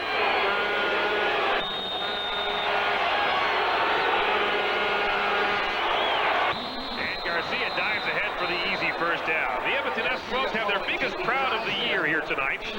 It's the second half of the Labor Day week doubleheader, and the Eskimos welcome the kids back to school with a special promotion. And this game always attracts their largest crowd of the season, and of course is a big part of the grudge match between Edmonton and Calgary. Ken Chillibick is with us. Let's go down to the sidelines. Thank you very much, Gord. Things going from bad to worse. McManus right behind me. He's got apparently they're trying to put a brace on his left knee. That was the injury that he sustained just at the end of the first half. Also, now Mike Sellers came off the field a few moments later. I've never seen anybody in so much pain. Apparently a hand injury. Somebody said he might have even had almost a finger ripped off. They're looking at him right now. A lot of pain. Things not going well for the Eskimos in the injury department, guys. Yes, as Rod Conham stands right behind you, Ken, you can get a great look at all those injured players. And there's the big man whose 188 consecutive game streak came to an end when he got hurt in his 250th consecutive game on Labor Day Monday. The pass for Alan Pitts fell incomplete. It's 2nd and 10. Jeff Garcia having kind of a subpar day for him. Well, I think the Edmonton defense has something to say about it. They've been all over him tonight. Here's Garcia, lots of time, has Sapunjas. Sapunjas is stopped by Willie Pless, well short of a Calgary first down. He stopped at about the 42-yard line. Dave Sapunjas had 7 catches in each of the last 2 games, but only 1 touchdown in the last 8 games. He's one of the smart receivers out there in the slot back position. He sees the zone. Now, he broke off his pattern right there to turn around. Fortunately, he has to do that for Calgary. Even though he's short of the first down, he knows if he continues to run, he runs into Trent Brown and Willie Plest in the coverage. So that's what he has to do. Fortunately for Calgary, comes up short of the first down. Now Mark McLaughlin comes onto the field for Calgary to try a 47-yard field goal. He would break Lance Chomik's record if he continues at his current pace. He'd only missed 4 field goals coming into this game, but he did miss earlier. From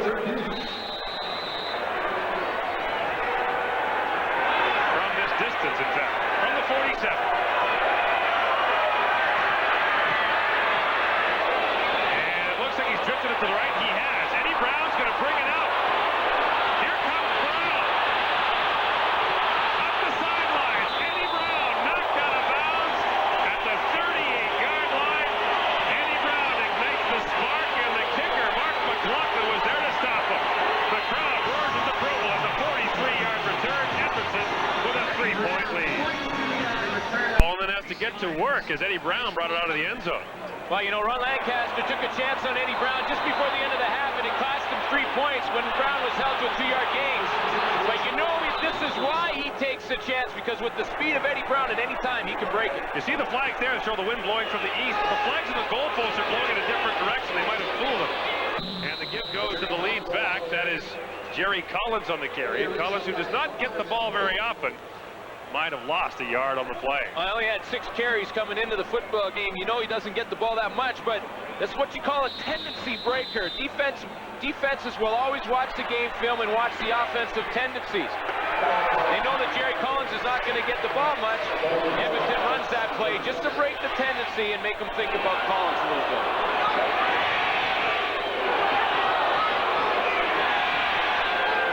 Second down. Ledbetter's under pressure. And just throws it to the feet of Darren Flutie as he got wiped out by Stu Laird and Rodney Harding. And Stu Laird really put it to Cody Ledbetter. Well, I tell you what, Cody Ledbetter bought some time, but he paid for it. Stu Laird wanted to plant him in the Commonwealth natural grass. Here comes Anthony McClanahan. He hurdles the first one. The pressure coming from Pope and Will Johnson. And then this is where he gets hit. Look at Stu Laird and Rodney Harding. When Stu Laird's career began, the Calgary Stampeders lost 18 of their 19 regular season games against Edmonton. He said he was trying to tell the players what it was like, and they dismissed it as the ramblings of an old man. Here comes Terry Vaughn to the 30-yard line, and Vaughn fights his way out to about the 42. Down there quickly to make the stop, among others, is Trent Brown.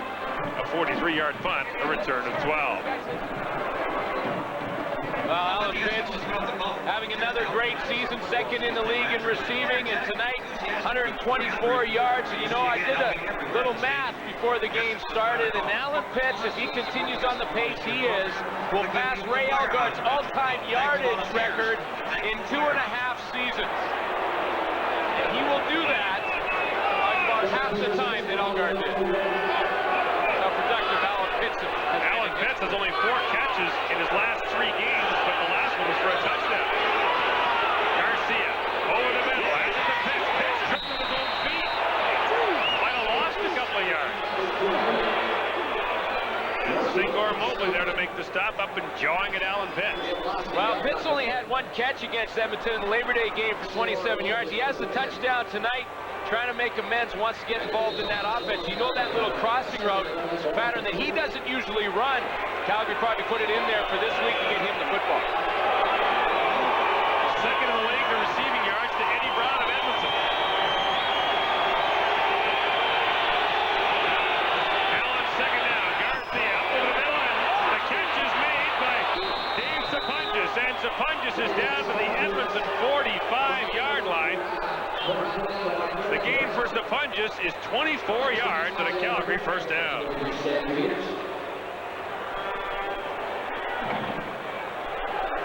Dave Sapungis is the inside guy closest to us. The halfback blitz by Glenn Rogers from the other side. Sapungis reads it and goes into the open area. He knows he's going to have man-to-man defense. Gets his quarterback to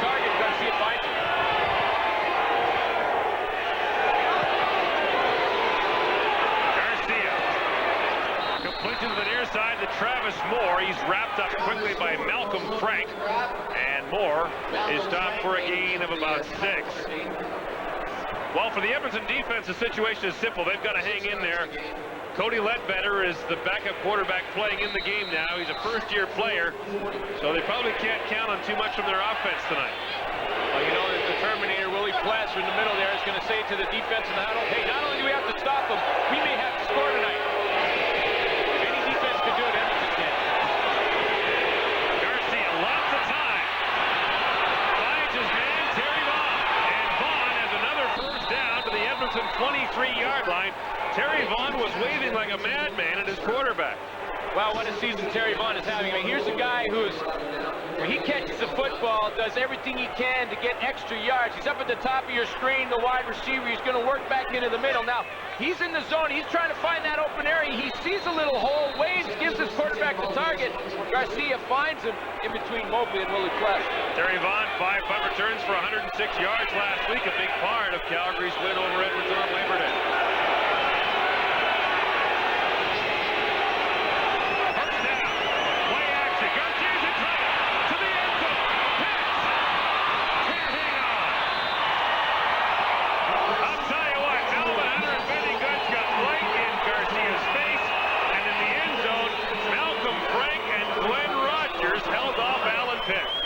Just a great all-around football play. I mean, you see great coverage.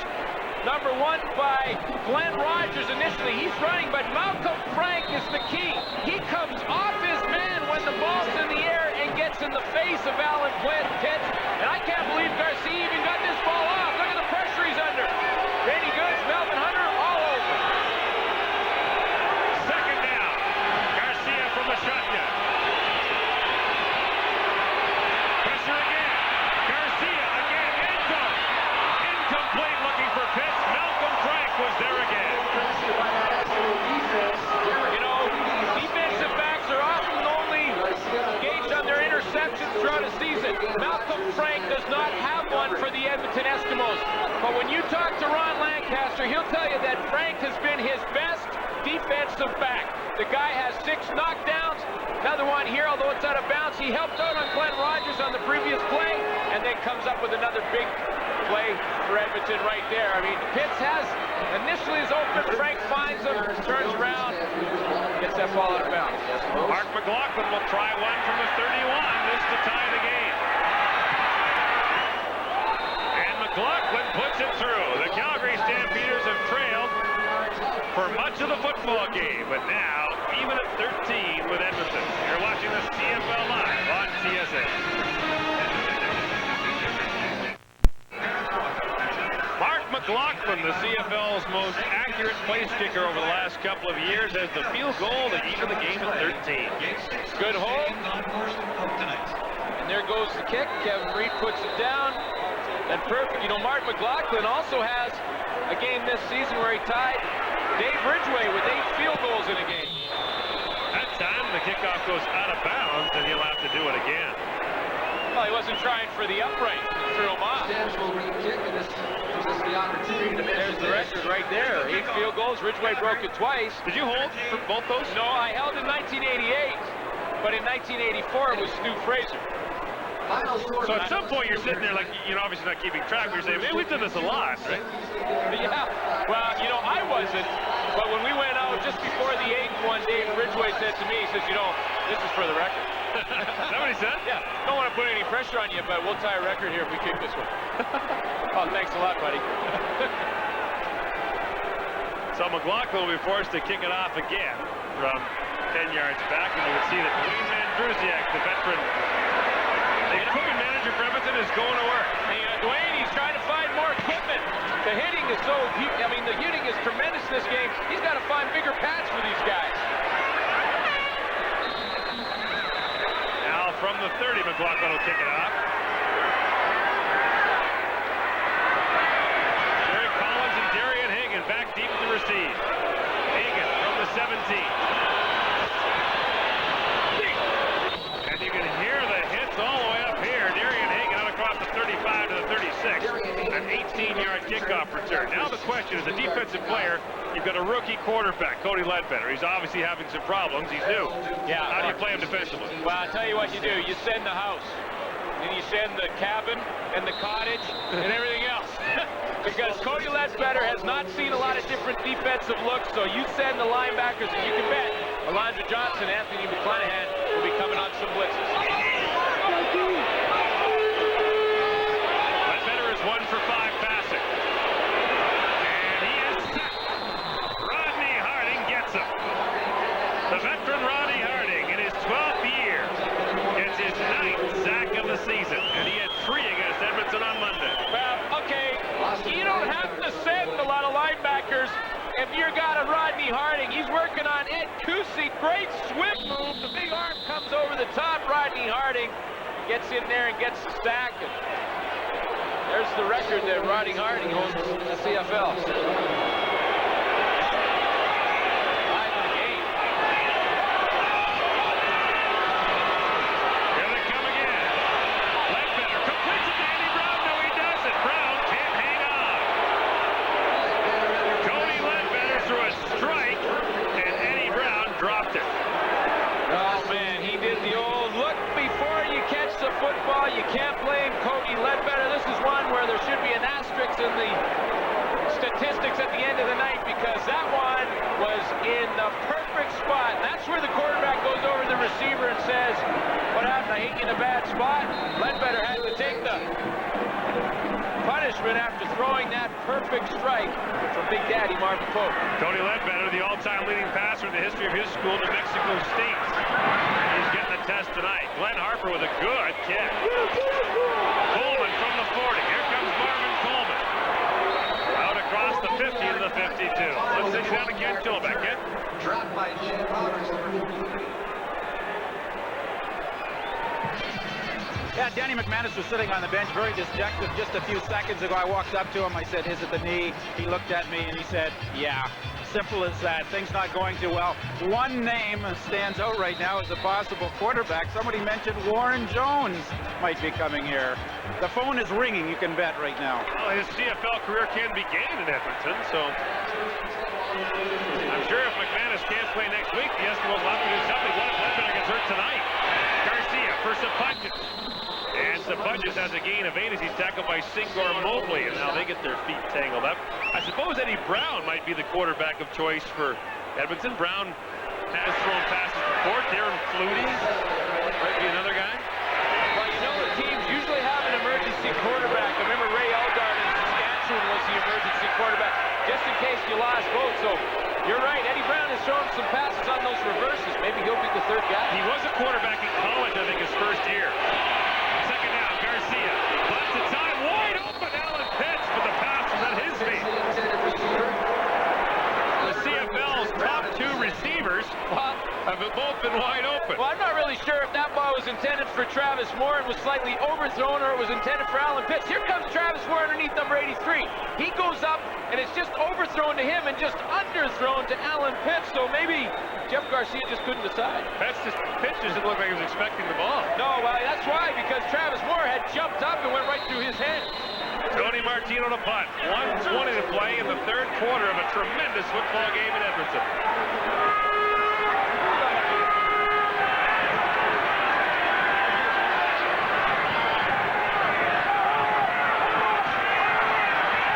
Oh, they almost got it, but Martino booms one. Baker from his 8. And forced out of bounds at the 9. Tremendous punt by Tony Martino. A 42-yard punt, a return of 1. So the Edmonton offense hemmed in deep again, and that means that this guy, Eric Blunt, is likely to get some work. You can think that they've got to go back to their original game plan, and Ron Lancaster initially had Eric Blunt involved a lot more. He ran a lot of draws with them, screened both backs, and had a lot of running plays involving Eric Blunt in the first quarter. They went away from it a little bit. I think they got to go back to it because that's when they had most of their success. They start at their own 10. Under a minute to play in the third quarter. Give goes to Blunt, and he finds his way up to the 15-yard line before Anthony McClanahan makes the stop. Yeah, so we say that. That's exactly what they do. Eric Blunt gets the ball. Now what that does is set up Edmonton and the rookie quarterback in Cody Cody Ledbetter in a second and medium to short situation. When you go to call your plays now, you have so many more options. I mean, you can run another running play here and still pick up the first down.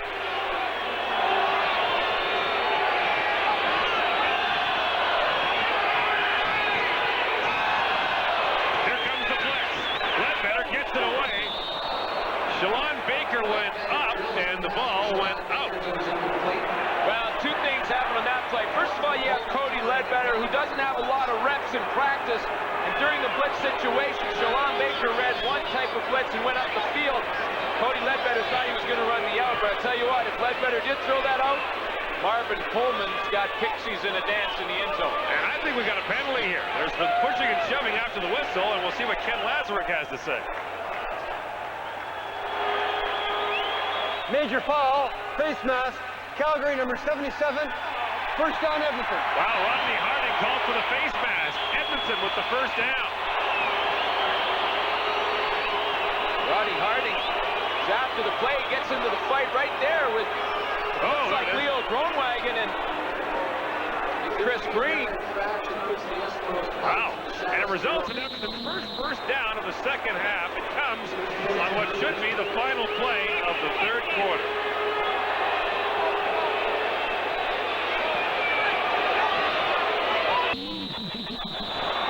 That's Harding again. Yeah, we got flags down again.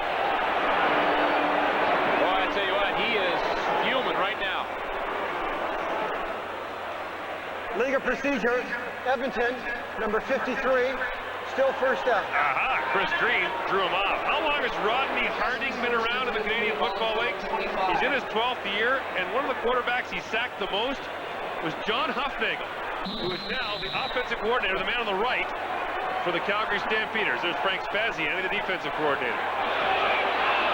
That's a long time.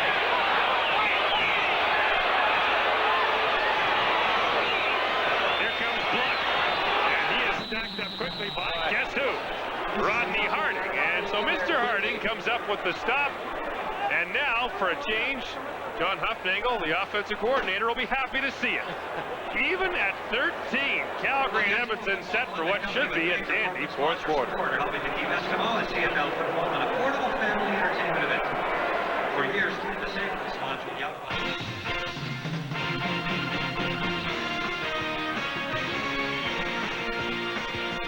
CFL Live at the Quarter, brought to you by Subway, the place where fresh is the taste. Welcome to our CFL Live studio. I'm Darren DeTish, along with Marty York, columnist for the Globe and Mail, Les Brown to his right, and the coach, Bob Obilovich. You know what? This rivalry is not for the faint of heart. We've been watching the game since the opening kickoff.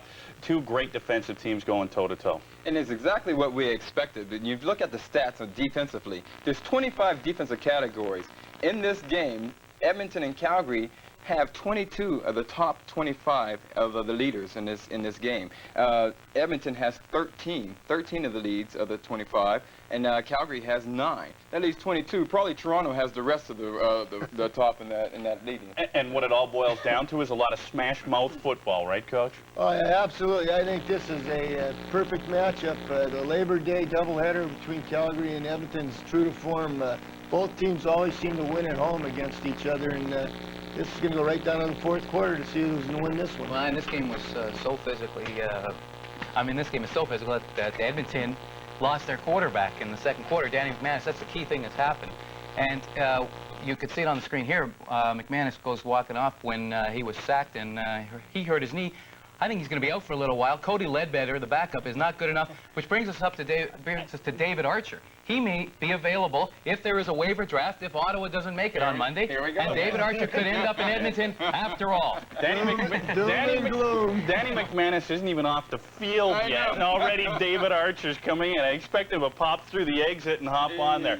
If ifs and buts were candies in that, it'd be Christmas every day. That's a lot of ifs. We'll have to wait and see what happens. Let's return to Commonwealth Stadium.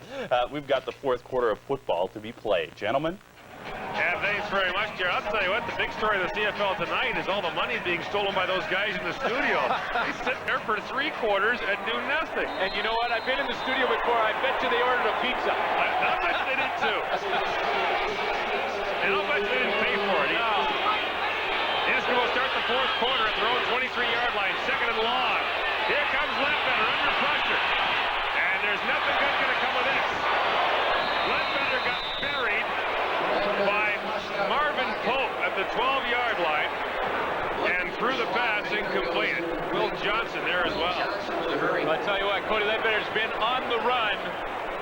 throughout this game since he's replaced Danny McManus, and he has no shot. He has to get out of there right away. Stu Laird up the middle, and then Will Johnson runs him down. And this is about the 4th time that Cody Ledbetter has had this view at the end of a play. Hope Will Johnson wore deodorant. That's what Cody Ledbetter's been seeing. Now, Glenn Harper to punt. And the punt cover team has been Edmonton's Achilles heel against Calgary in the last game and a half. Harper, high, soaring kick. Coleman from his 47. Dives ahead across midfield to the Edmonton 52-yard line. And the stop is made by Errol Martin. The stats are brought to you by Tremco Mana Ultra Sealant, the best sealant for all your caulking needs. And you can see that Edmonton still has the advantage in first downs, and really not much to choose between these two teams, except for the one turnover by the Edmonton Eskimos, the interception by Al Jordan, but it didn't cost them. And you look at the time of possession, it's almost identical, and that's just because both defenses have been playing so well. They're not allowing either offense to get on a roll. Calgary with good field position. Kelvin Anderson, he got smacked. Kelvin Anderson got absolutely buried on that play by Leroy Blue. Well, you see Leroy Blue holding his arm up and feeling those ribs. Leroy Blue in the last 2 games has had to have those ribs frozen to be able to play. And it's that side, the right side ribs, that he has the injury on, and he lowered the boom on Kelvin Anderson on the side that scored. Anderson's got 6 carries for 5 yards in this game. From the shotgun, Garcia over the top for some punches. Makes the catch. Trent Brown stops him. But Dave Sapunjas makes the catch. Good for a Calgary first down to the 25. The pickup is 25 yards. The Edmonton Eskimos were sending the pressure. Larry Ruck's going to drop out of the middle. Singor Mobley's going on the blitz, and Ruck is running with Sapunjas, but he has to get help from safety Trent Brown. Trent Brown can't get over, and Jeff Garcia threw in a perfect touch pass over Ruck in front of Trent Brown, right on the money to that guy, David Sapunjas. Yeah, just another regular season game. Yeah, right. Yeah, this is just game 11. First down, again goes to Anderson, and again he is stacked up at the 25-yard line. This Edmonton defense so tough. They've allowed the fewest points per game, the fewest yards. They're second in the league against the run, and first in the league is the Calgary Stampeders. And they're first in the league versus the pass Edmonton is. I mean, there's Mike Sellers being attended to, and to tell you what, this game has been very, very physical. They just flat out don't like each other.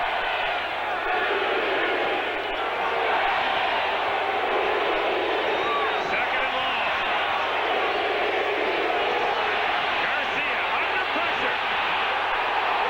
Gets away and steps out of bounds. Another huge play from the Edmonton defense as Jeff Garcia is pushed out of bounds at the 30-yard line. Calgary will have to try the field goal. Well, you know why? When the Edmonton Eskimos get down backed up in their own end, that's when they get the toughest.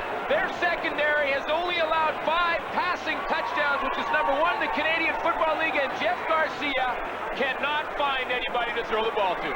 Well, Jeff Garcia was looking down the field, and here's why. Alan Pitts was wide open. Give me the rock, give me the rock. Oh, yeah, but receivers always think they're open. Now, Mark McLaughlin to give Calgary the lead from the 39-yard line.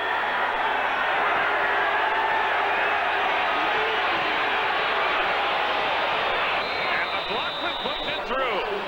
Calgary with a 16-13 lead as they go toe-to-toe at Commonwealth Stadium in Edmonton. Cody Ledbetter directing the Edmonton offense. I was talking to him a couple of weeks ago, and of course he fumbled on his first snap as a pro quarterback. He said, "That's nothing. My first pass in college at New Mexico State, the pass was intercepted and returned for a touchdown. It was the CNN play of the day." Well, he bounced back in college to break all the records in New Mexico, so. And he gets sacked. Stu Laird in his 13th year. And he loves playing Edmonton more than anybody. And that's not the rambling of an old man like the Calgary Stampeders were bugging him earlier. That's the play of a veteran. Stu Laird is playing no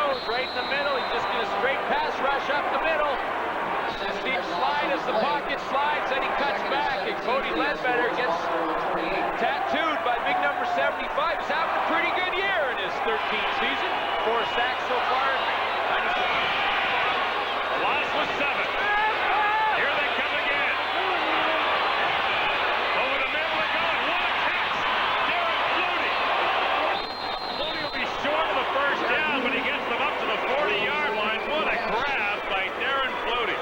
It was big in 2 reasons. One, it got a lot of field position back for Edmonton, but the other thing, it was the type of ball that usually goes through the hands of the receiver and into the defensive back standing behind him. Cody Ledbetter just throws it back against his body, and watch how Flutie goes way up, double clutches it, catches the back end of the ball, and saw the DBs back there waiting for that deflection. Flutie wouldn't allow it. Play football, man. Let's go, Harper. Good punt by Harper. Here's Coleman from the 20. And tripped up quickly to the 23-yard line. Errol Martin got down to help make the stop, but look at him go. Coleman shoves his man down in a war in Edmonton. 6 o'clock already? What to make? Maple Leaf makes great meals easy. Chicken Caesar. It's quick. Wait. Oriental stir fry. Mmm, exotic. Pasta? They love Italian.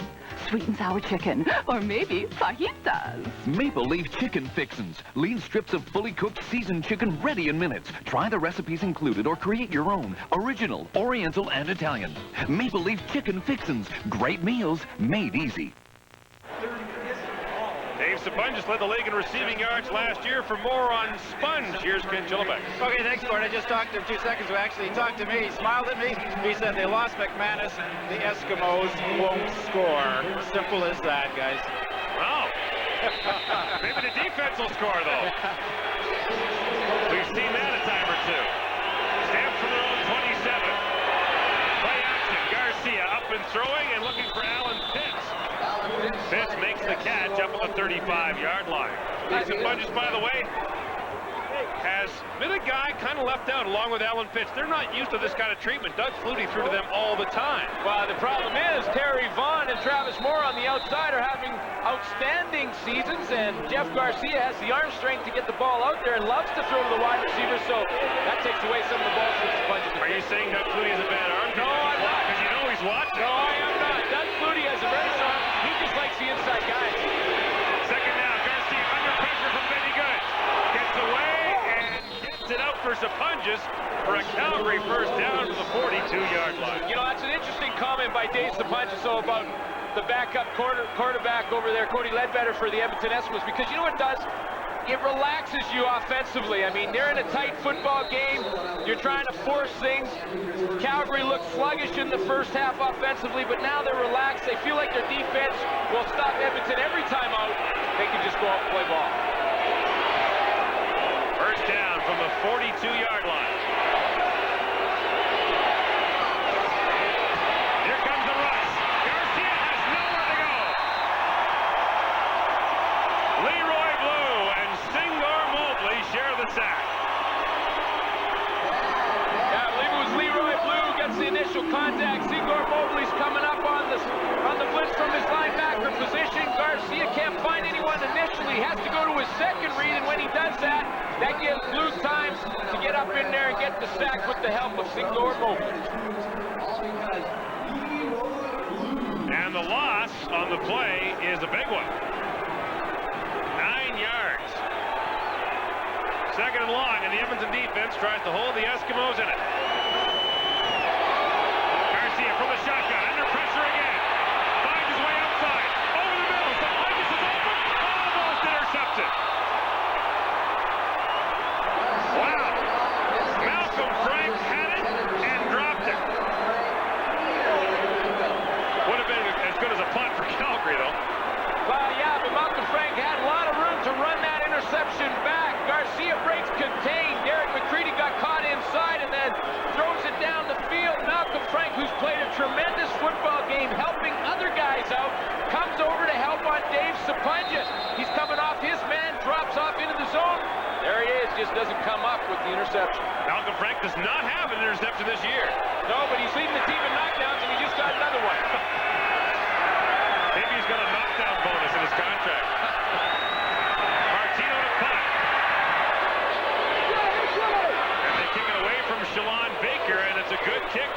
Eskimos to the sidelines and out of bounds at the 31-yard line. That ball may still be in bounds, but they said it touched the sidelines. And you know, when you look at that, they get the ball right now on the 31. Malcolm Frank had that interception. Had he just fallen down there, it's been 10 yards more of real estate. A 46-yard spot, no return. Who would come in if Cody Ledbetter got hurt? We forgot about one guy. Yeah, Darian Hagan, who was the quarterback for the national champion University of Colorado. Yeah, we were talking about maybe Eddie Brown. Yeah. How about this guy? How about the guy who finished in the top 5 in Heisman Trophy voting in '91? Yeah, I think he'd be the guy. First down. Top play, Eric Blunt. And he is buried by about 5 Calgary Stampeders. 7:14 to play in the fourth quarter. The Edmonton Eskimos trail by 3. 2 good defenses going toe-to-toe. It's funny, you know, you talk about the importance of the Labor Day game, though, and I think it's always talked about. Talking to Doug Flutie last week during the Hamilton, or before the Hamilton-Toronto game, he said, hey, 2 years in a row, the winner of the Labor Day game lost the playoff meeting. Maybe not such a big deal.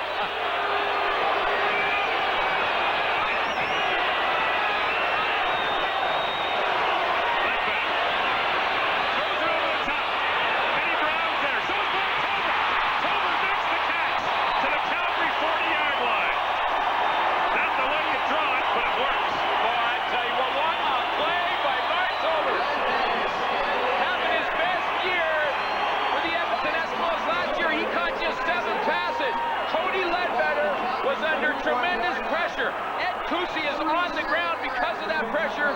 He is injured. Ledbetter got nailed. That ball fluttered. Oh, look at Ledbetter. He's bleeding. I mean, he got nailed. He's been getting hit all games.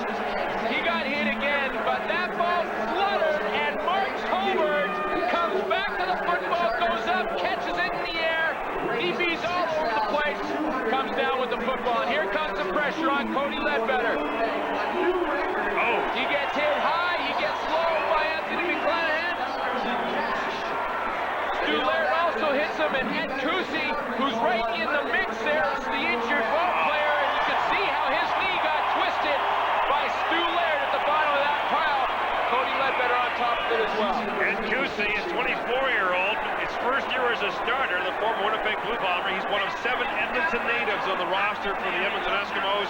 And they're checking the left knee. Now, that would mean that Derek Scholdice would have to come in for Edmonton. The Eskimos had their offensive line intact for the first 10 games. Now they're having to make some changes. Edmonton trails by 3, and the crowd is on its feet trying to urge the Eskimos back in. Welcome back to Commonwealth Stadium in Edmonton. The Eskimos have the ball at the Calgary 41-yard line. The gift goes to Eric Blunt, and Alondra Johnson comes in to make the stop immediately. So Ed Kusi is out of the game for Edmonton for now, and checking in is Derek Scholdice, number 62, Edmonton's second-round pick in the '95 Canadian Football League draft. And you see Ed Kusi receiving the attention there on the benches. The injured Nick Mazzoli tries to block our view of it for reasons known only to him.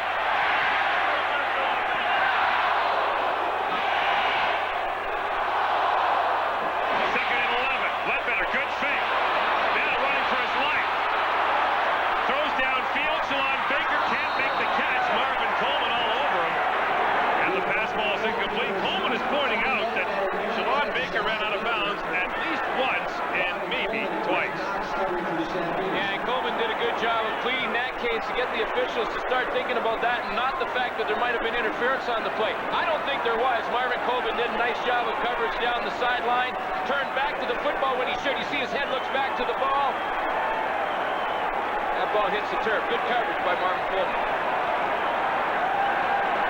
So now the Eskimos will try the field goal to tie it. That Mark Tolbert catch was huge to get them down to this point.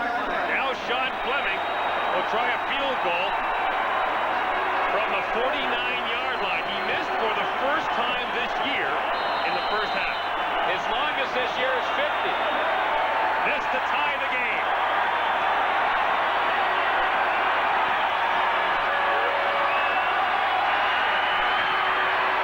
Missed hit it. Goes wide into the end zone. Now do they bring it out? Yeah, Coleman's bringing it out.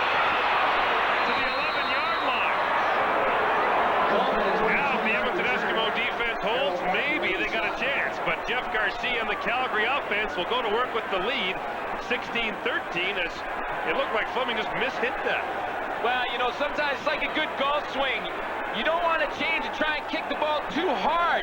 The lace is turned away, and I think Sean Fleming just tried to kick that one too hard, and when you do that, got out of his rhythm, and he just mishit it. Just have to hit the sweet spot on the football, just like a golf ball. Don't really have to swing any harder.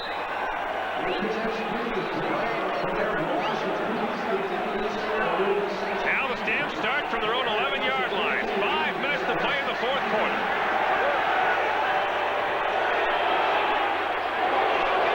Garcia looking to run. He's got room to go. And dives across the 20 to the 24. I was about to mention that we haven't seen the quarterback draw yet. Garcia scored a touchdown on it on Monday. Yeah, and I don't know that was drawn up as the quarterback draw, but Jeff Garcia has great ability to take off and run. He's aggressive when he runs the football. He likes to lower the shoulder and put the hit on the would-be tacklers. That time he saw the opening and took off.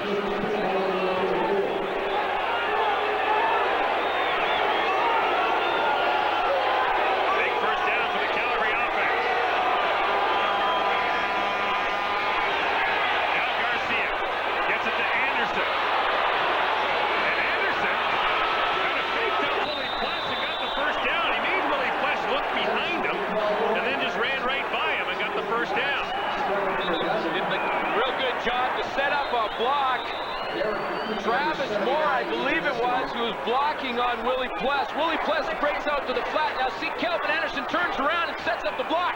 Here comes Travis Moore, picks off Pless, and that gives Anderson the room to the outside.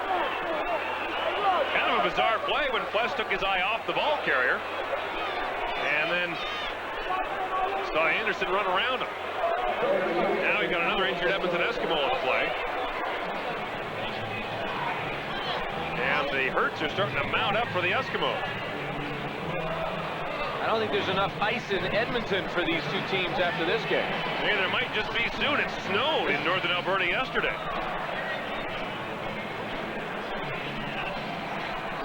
Hard to tell who's down. It looks like it could be Larry Ruck. I think it's Derek McCready, but I'm not sure. I believe it's Derek McCready, number 79, who's down.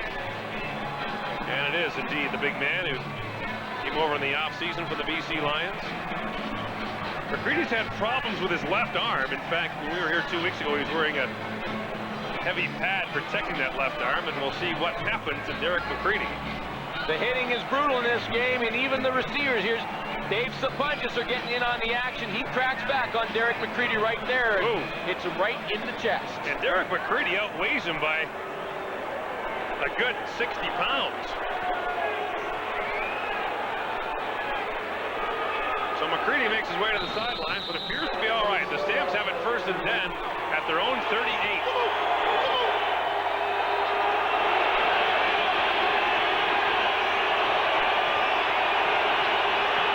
And the second half first downs tell the story. Garcia. Over the middle for Anderson, setting up the screen pass, incomplete, and Jeff Garcia got hammered down and hard. Thrown down by Jed Roberts. Well, Jed Roberts comes on and replaced Derek McCready, who has to sit out 3 plays now, even though I think he's only winded on the sideline. But he puts a hit on Jeff Garcia, and Garcia just threw that screen pass. While he was getting hit, he threw it too hard. Kelvin Anderson couldn't hang on to it.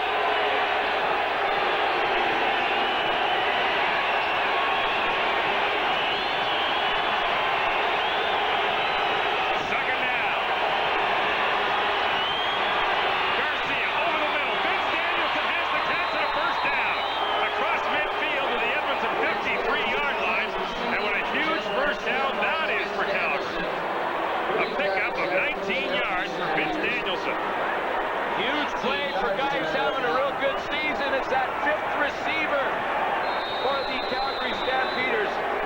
Darian Hagan is the injured Edmonton Eskimo underneath that scrum of trainers, doctors. And he's lying on the ground. So that's more bad news for the Edmonton Eskimos. We've hit the 3-minute warning. The Stampeders have the ball, the lead, and time on their side. Darian Hagan, the injured Edmonton Eskimo receiving the attention on the sidelines, and this is what happened to him 3 plays ago.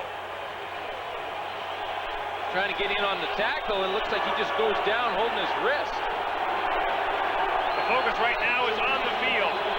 Derek Beattie, number 17, has come in to play defensive back for him. It's first down Calgary from the Edmonton 54. Here's the quarterback draw. And Garcia gets hammered. Willie Pless drops him in his tracks at the 50. Well, I tell you what, when you need a big play from this Edmonton defense, it's Willie Pless, 3-time outstanding defensive player in the Canadian Football League. This guy's going to make it. He comes up, and I tell you what, he delivers there. He's the hammer on that play.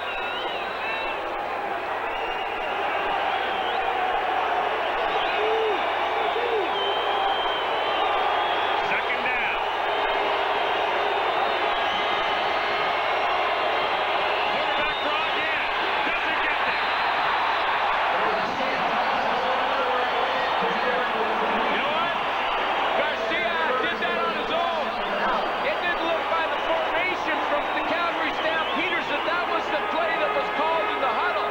But I think what happened was Garcia saw that the opening, see there's no linebackers in back there. One back is Willie Pless, who just gets back in late. But the big play right there by Derek McCready to fold underneath back in the ball game after being winded 3 plays ago comes up with a huge play for Edmonton. I think Garcia did that one on his own. Tony Martino to punt. Eddie Brown is back deep to receive with Shalon Baker. Edmonton leads the league in punt return yards. Martino kicks it down the middle. Eddie Brown from the 5. Reversing his field. Brown trying for the corner. Watch out. Here comes Eddie Brown. Watch out. One man to beat, the kicker. And Tony Martino gets him at the 35.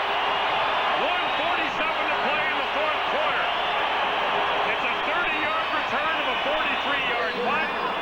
Edmonton will try to get the field goal to tie it. And what a return by Eddie Brown. He had to have great speed to be able to pull it off. He's got to get to the outside. Brian Bates can't get up there. He cuts it up on his way forward and then takes off. It's not for Tony Martino. He's in the end zone. Tony Ledbetter, a cornerback for the injured Danny McManus. Play action. Fake the reverse. Ledbetter going deep for Eddie Brown. And the pass is over his head. Al Jordan was there on the coverage, step for step with Eddie Brown. Now, while all of this is going on, Darian Hagan leaves the field with his arm in a split. You almost never see that. That's got to be broken arm, and tell you, they're down to 1 quarterback. They got 1:41. Cody Ledbetter's the only guy left. He's got to get it done for Edmonton. Danny McManus injured late in the first half, having perhaps his best game as an Edmonton Eskimo when he got hurt. 1:41 to play in the 4th quarter. Early movement, no flag. Ledbetter, wide side out, but Eric Blunt gets nothing. Great coverage by Al Jordan. It'll be 3rd and 10. Well, now you're in the situation, Cody Ledbetter, Ron Lancaster. Do you gamble? Do you play 3-down football with 1:34 left in your end of the field? Are you going to get a chance to get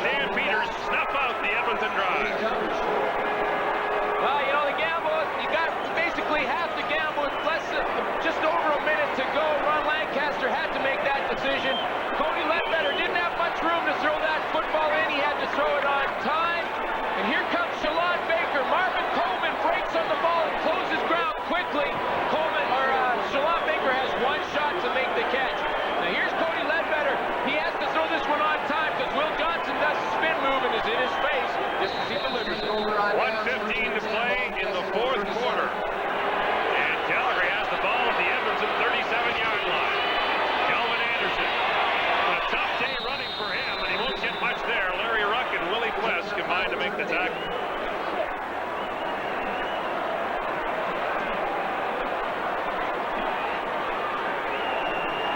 And so the Stampeders, with 1:11 to play,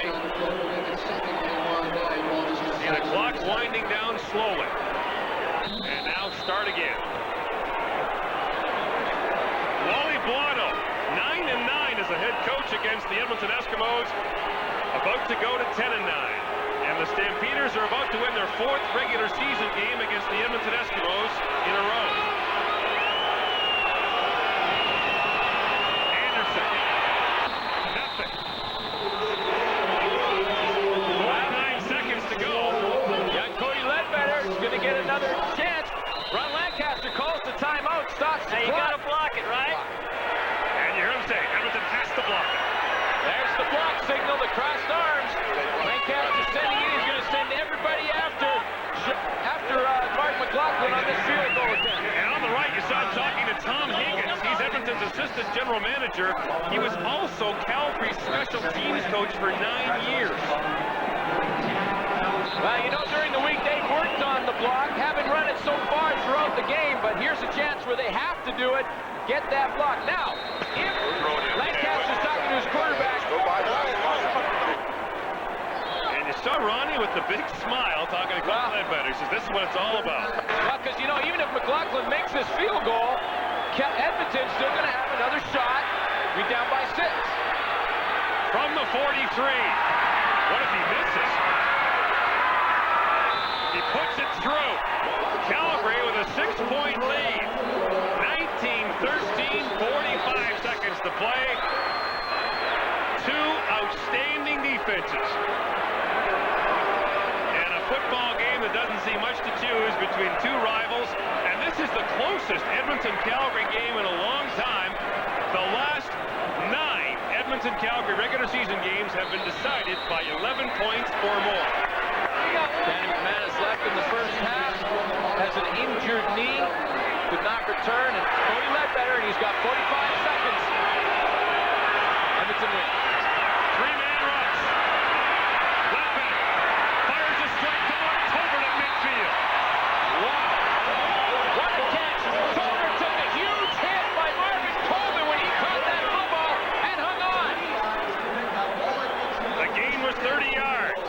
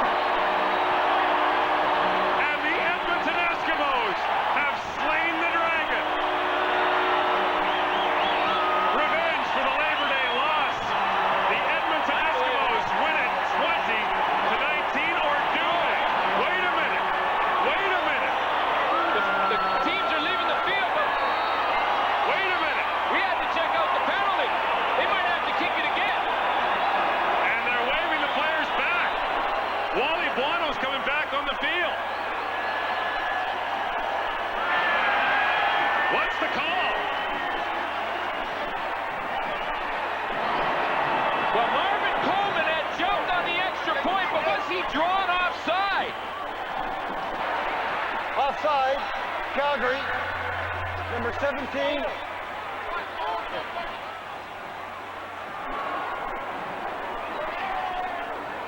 So, if he was offside, why are they re-kicking the convert? What is going on here? What is going on? Well, if he was offside, unless the whistle blew, and they kicked the convert anyway. Now Calgary has called a timeout. Now here's one of the scenarios. I mean, Marvin Coleman jumps outside, the official blows the whistle, stops the play, but they kick the field goal anyway. They have to reload and kick it again, even though it was a Calgary penalty.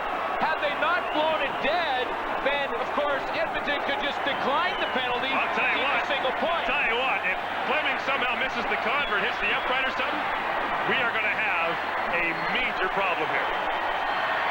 So Fleming will try it again for the win.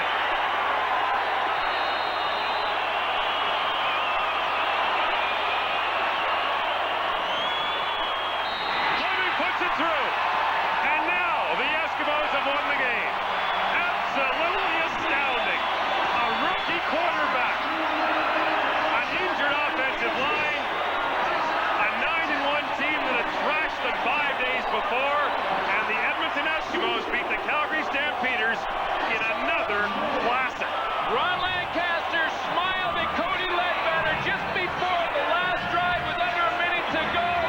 And he said, this is what it's all about to the young quarterback. It relaxed him. Ledbetter went in there, showed tremendous poise, and in the very last play of the game, finds Darren Flutie to win it. Unbelievable. Cody Ledbetter. The touchdown pass to Darren Flutie, and remember the catch in the end zone in '94 in the Western Final for Darren Flutie? Well, he'll remember this one too. Look at the poise of Ledbetter. Buys himself some more time and then throws a strike right at the goal post. And Darren Flutie comes up with the huge catch. Unbelievable. I mean, the Stamps cannot believe what happened to them. Darren Flutie's here and works all the way across the field. And the only reason he's allowed to do that is because of the poise of Ledbetter. He fights through the jam there, goes into the middle. Now he knows he's got to get into the end zone, so he'll back up across the line, catch it as he hits the at the goal post. I'll guarantee you this. There's a guy in Mississauga, Ontario, who's cheering tonight. Doug Flutie doesn't miss a game, and I'm sure he watched this and said, I've been in a few games like that. But Sean Fleming puts the point after through on the second try. Cody Ledbetter threw the touchdown pass that got him there. Edmonton and Calgary play another one for the ages.